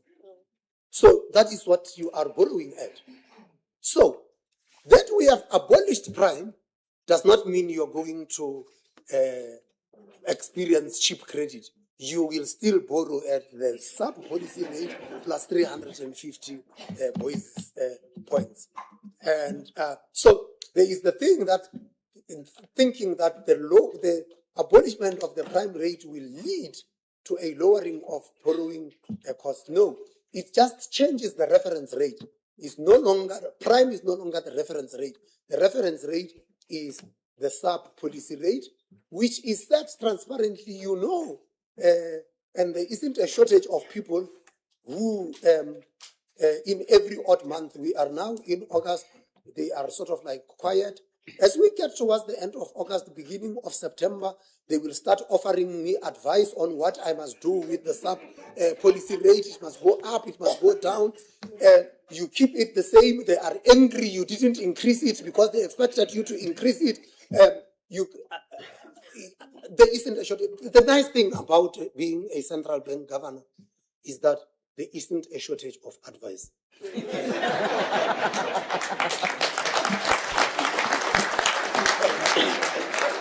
Governor, thank you very much. I see the back row has got all the mics open, and because we had just asked 8 questions, I'll allow the 9th and the last one.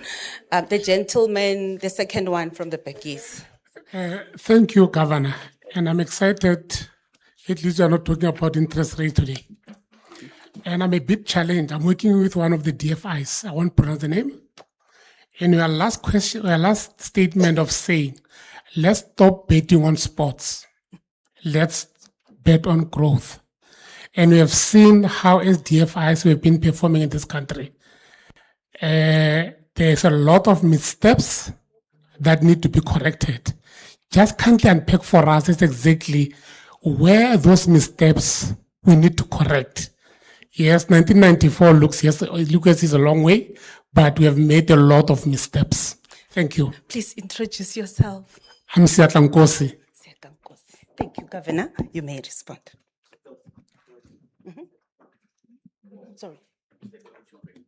Oh, no, it was the last. Should I allow? Rejanako. Okay. Yeah. I'll go to the back. The gentleman in the first row from the back. Yes. Yes. You were assisted by the lead. Yes. Yes. Yeah. You may. Oh, Ntate Morot. Hey, ne ke sa go bone.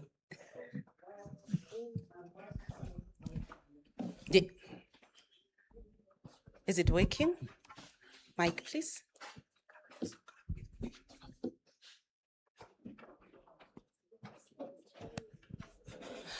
Oh, Doc, okay, ask and then Thank you so much. Okay, Doc. Okay, my name is Jack from the Department of English Studies, and obviously I'm not an economist. But the issue of answering the question about growth, especially with the debate around the beneficiations of minerals, could that be the answer to the problem that we have in terms of igniting our economic growth? Yeah, so yeah, that's my question. I used to be with UNISA Press, and we published a book called Butterworth, which talks about the deindustrialization of the democratic government, where we have seen that, in the apartheid times, the government was more focused on industrialization, and that is no longer happening. Could this be the reason we are not experiencing any growth in our country? So, and the discourse about Dr. True. The discourse about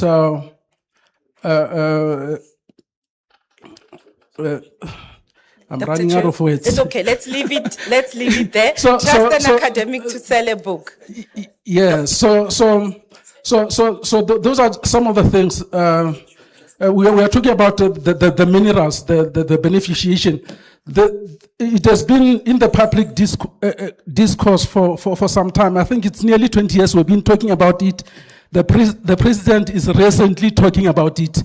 And nothing seemed to be materializing. And perhaps that can be a catalyst for our growth. Thank you. Sorry for taking time. It's okay, Papa. And that Morota. My question is simple.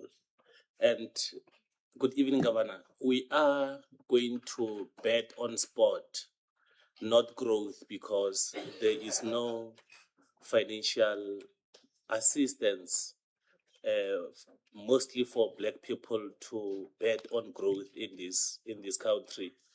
Your commercial banks are not supporting and have not been supporting economic transformation and growth in this country. And if you are a Black person, you want to start a business, you will fail because you don't have a financial support from government institutions like from the Reserve Bank. My question is that, does that not give us a need to establish a Black bank? I mean, the state bank, which could expedite transformation of our economy in this country. Thank you very much. Thank you very much, Governor. We left the politics to the end. May you please attempt to answer those. Yeah, what happened to all the economists?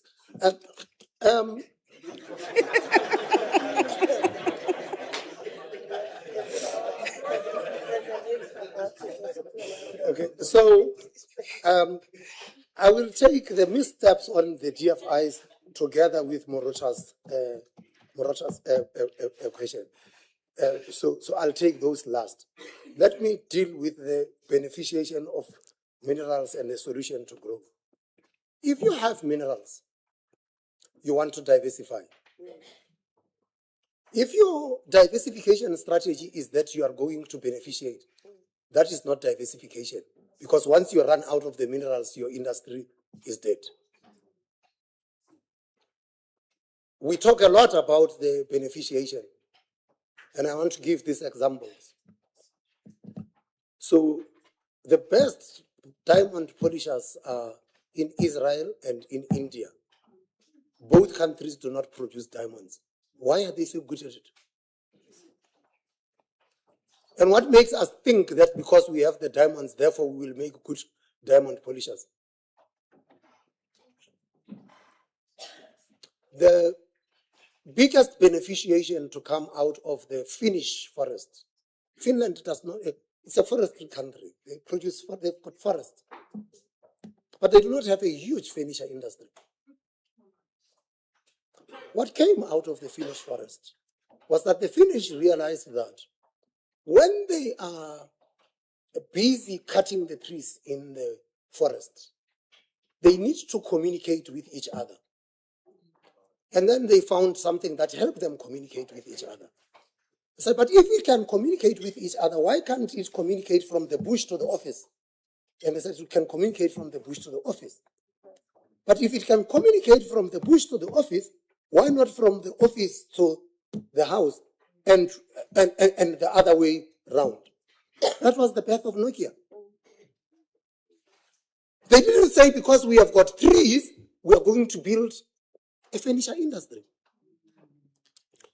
And so in our quest for beneficiation, we say that we are going to compel the producers to add value. So if you are a producer of minerals here, you are not going to export it, you must add value to it. Now think of it. If I'm a farmer and I produce milk, why do you want to force me to produce yogurt and cheese? Because I want to produce milk and sell it to whosoever will make the thing. And when my cow dies or is slaughtered, I take the leather and I sell it to somebody who will tan the leather. Why do you want to make the farmer to say, since you have got cows that have got leather, we are going to make you produce shoes? What would the farmer do with producing shoes? That does not say that beneficiation doesn't work. Where has beneficiation worked in South Africa? The one thing this country knows how to beneficiate is coal. We beneficiated coal. But the idea behind beneficiating coal was not because we wanted to add value to coal. We don't have big rivers here that will get us to produce huge hydro. So we were an energy short country. And we had to find a solution to our energy problems. And we decided we are going to have coal-fired power stations. We also do not have oil. And because we do not have oil, we said we are going to transform our coal into oil. And in the process of transforming our coal into oil, we discovered that some of the byproducts that come from there leads to fertilizer and some leads to plastics. So we became producers of plastics and all of that. The idea was not that we were going to add value to the coal. We were trying to solve for something else. So beneficiation, you've got to think about it carefully and what you are solving for. That becomes the important thing for me. And it says that that be leading to deindustrialization. Sometimes I hear people say this thing, says that apartheid South Africa did it. Okay, what should we do? Bring back apartheid so that it can be done? The truth of the matter is that the global economy is different from then. You have got the global economy with integrated global value chains. That you tune into those global value chains is a different kind of industrialization, and that you have got to be competitive about it. And may I say this, because I see this advert just on the street outside my thing that says adopt an artisan. And I said that this country used to produce lots of artisans. But there was something missing also. Switzerland produces lots of artisans. But every artisan that comes out of a Swiss school, vocational school, is a businessman or a businesswoman. They understand that I've qualified as a plumber. I'm not going to look for a job in another plumbing company. I am starting a plumbing business. I am a carpenter. I'm not going to look for a job in a carpenting company. I am going to start my own carpentry business. It's that kind of things that we have got to think about. Which then leads me to the point that was raised about missteps in DFIs. The creation of SASOL, the creation of ISCO were funded by the IDC. If you didn't know, if you enjoy Oma Meal Rusks, that was funded by the IDC. If you still want to stretch it further and you know about Mrs. Ball's chutney, that was funded by the IDC. I'm saying that these things happened, and what we need to ask today is, what are our DFIs funding? Are they funding the creation of new businesses and the creation of new industries? You are in the DFI. Look at your book and see what you are funding. Then you will know where we have lost the plot. I'm offering nothing further. But then Marathon said, well, we are not creating these businesses because we do not have financial assistance. I say to you, and you can ask the chaps in the economics department or wherever to study this, it is not finance that is a constraint. It is other things. Let me give you this example. So the Public Finance Management Act says that government must pay all its invoices within 30 days. I got a call from the township I was born in. Malume, do you remember me? I am so-and-so son from next door. I got a contract with a government department. I must provide for catering.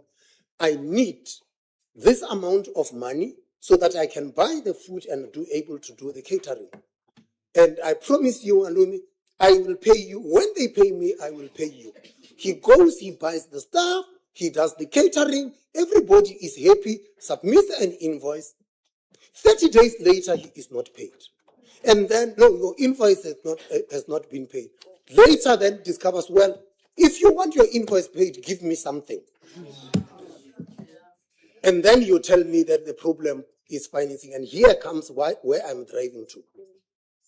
Government then, by its failure to pay timeously, we have destroyed a very important component in the financial system, that of invoice discounting, where somebody would say, I have got this invoice, let's factor the invoice, and then you can take.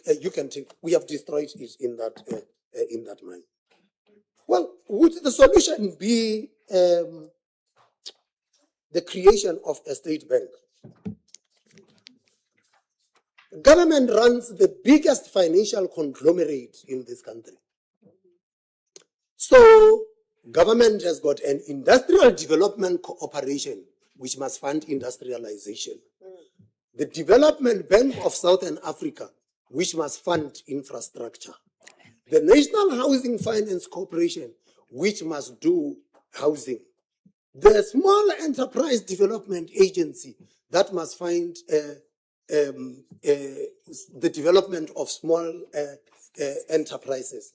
Then in every province, there is a development cooperation that is supposed to fund development in all of those.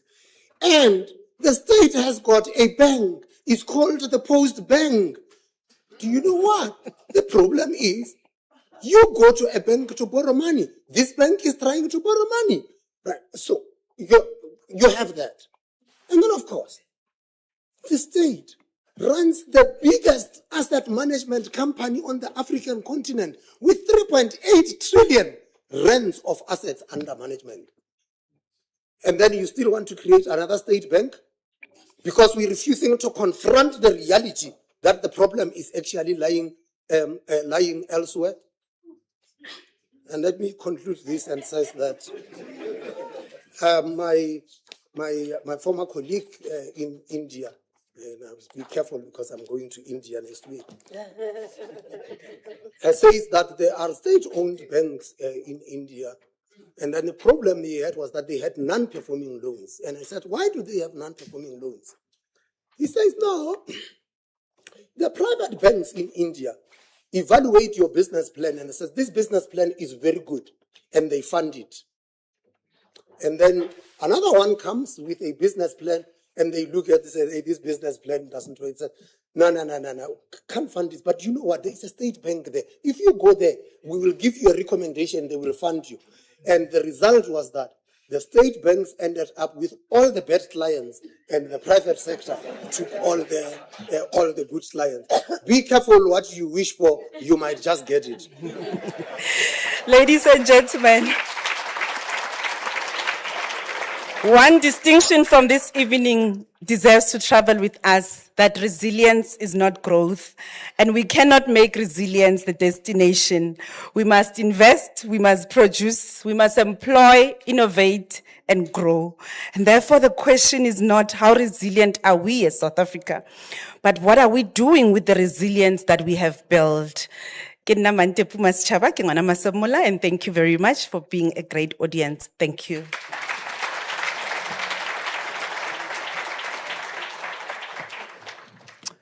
Thank you very much, Masichaba, for shepherding this very, very important part of the dialogue, which is when we get to talk to the governor. You know, I think there used to be a rap song about talking to the mayor and the governor, but that is not the nature of the song that we had here.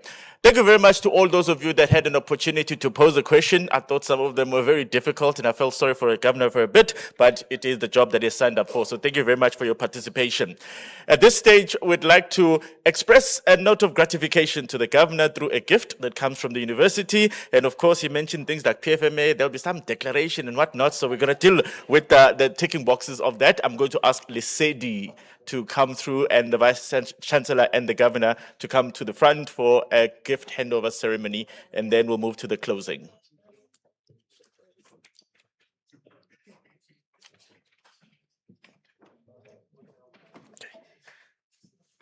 I think we can state that we're trying to make sure that declarations do not create problems.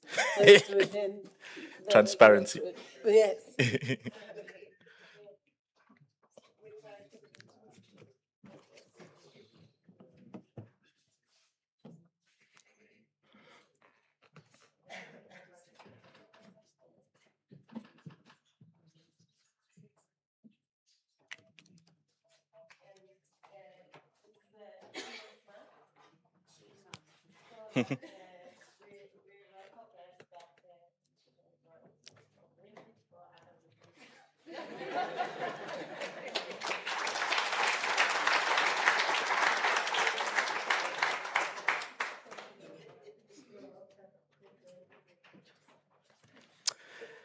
Thank you very much, Vice-Chancellor and the Governor. And of course, that will be duly declared following all the prescripts that we know the Governor has to subscribe to.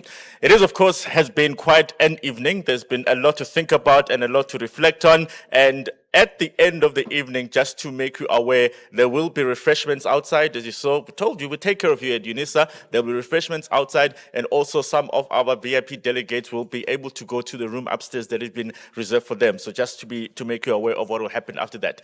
But before then, there is always that one person who's got the responsibility of bringing it all home. You know, when you go to Lobola and then there's a wedding and then everything else, there's always that uncle who says, okay, now that all the festivities have been completed, this is the line of march, these are the reflections that you must take forward, and this is going to be how we reflect on this event. I'm going to call upon Professor Solomon Magano, who is the Vice Principal for Institutional Development, to give us our vote of thanks.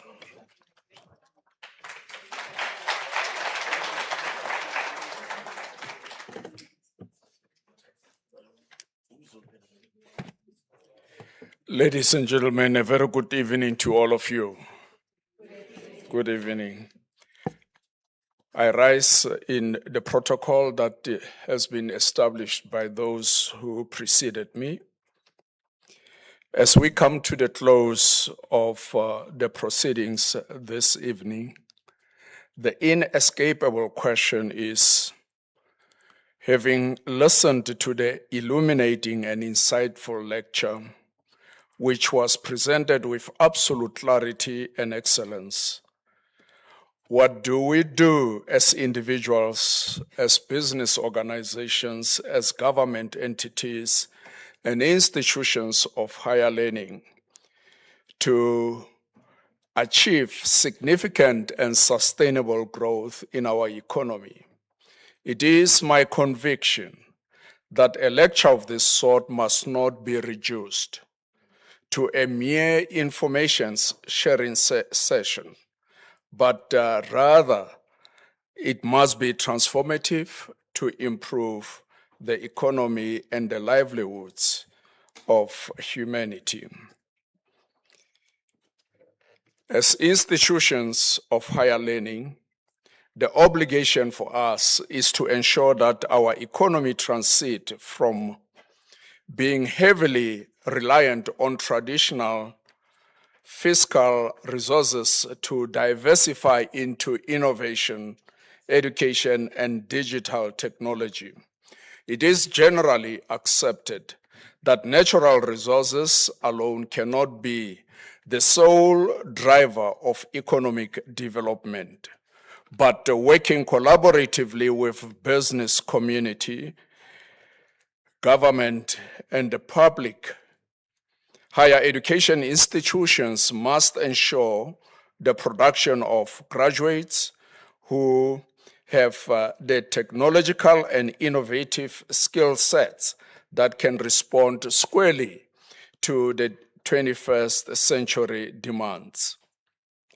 But Governor Lesetja Kganyago, words elude me to adequately appreciate the wisdom and the insights you shared with us this evening in your lecture, entitled From Fragility to Resilience, the Emerging Market Journey.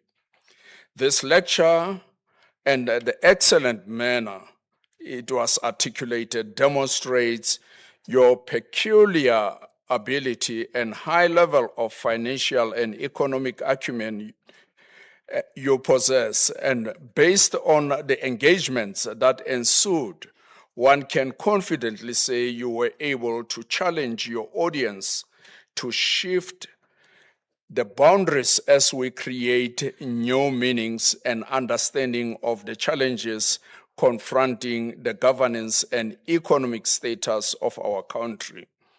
We are truly indebted to your generosity to share information with us and the insights that you have amassed over the years of your service to our country as well as the continent as a whole. And I think Governor Lesetja Kganyago deserves a firmer round of applause, ladies and gentlemen.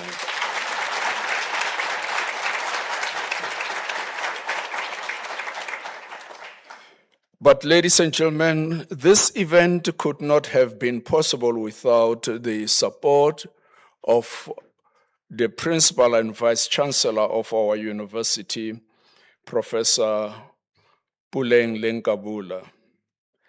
Vice-Chancellor, you gave credence to the wisdom of our forebears in your welcome address, which says, Sahola mueng lebewa ki monghai. And we want to note that it is not a small feat for anyone to lead an institution of UNISA's magnitude. But because of your leadership skills and prowess, you have actually catapulted this august university to becoming a high-performance organization.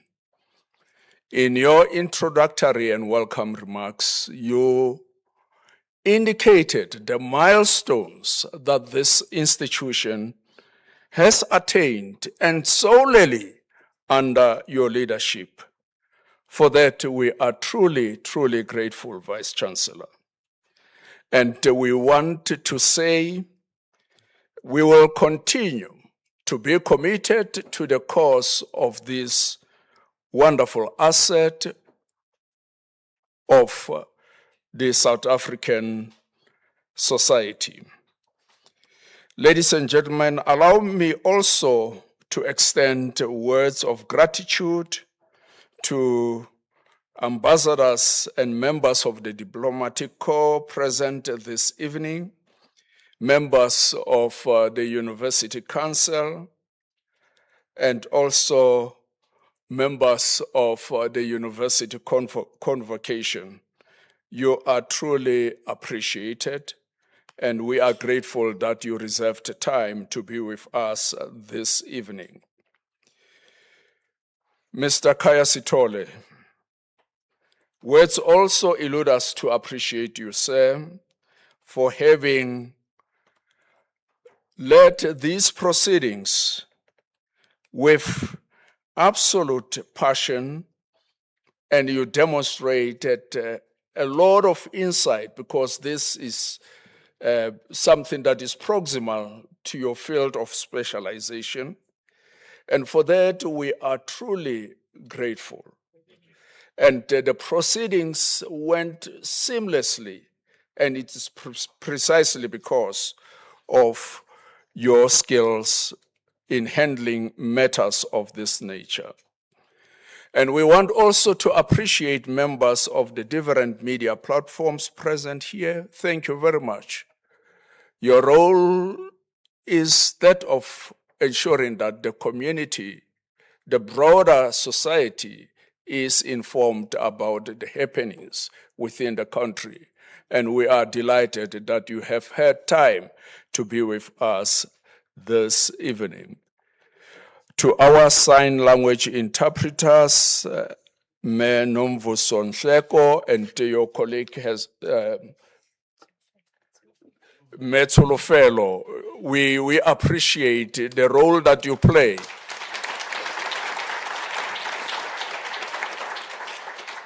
As a university, we place premium value in adhering to the principles of universal access. And because of their skills, we are able to ensure inclusivity, and that is highly appreciated. To our colleagues, Professor Boitumelo Senokwane, Professor Walter Matli, and Dr. Mantepu Maschaba, thank you very much for your participation in the program. But events like these, colleagues, involve a lot of people, and there are those people who play roles behind the scenes. And oftentimes, as I always maintain, their names do not get to be expressed in the programs that we use. But that does not suggest in any way that the roles that they play are insignificant. And to them, I want to say, please know that you are highly valued, and we appreciate the fact that you have made this event to pan out in a dignified manner as it has been the case. And I'm particularly referring to colleagues in the operations and facilities department of our university, colleagues in the multimedia space, colleagues from the human resource, particularly from the employee divisions thereof. Each and every one of you colleagues has played a valuable role, and from the management of the university would want to say thank you very much. The last thing, colleagues, is to say that in the event I have inadvertently omitted anyone, I do want to apologize profusely. But then the announcement that I wish to make is to remind you that after you would have refreshed your mortal structures with the refreshments that are provided outside, please do not forget to go home. At UNISA, we don't have sleeping accommodation. Have a good evening and be blessed, colleagues. Thank you.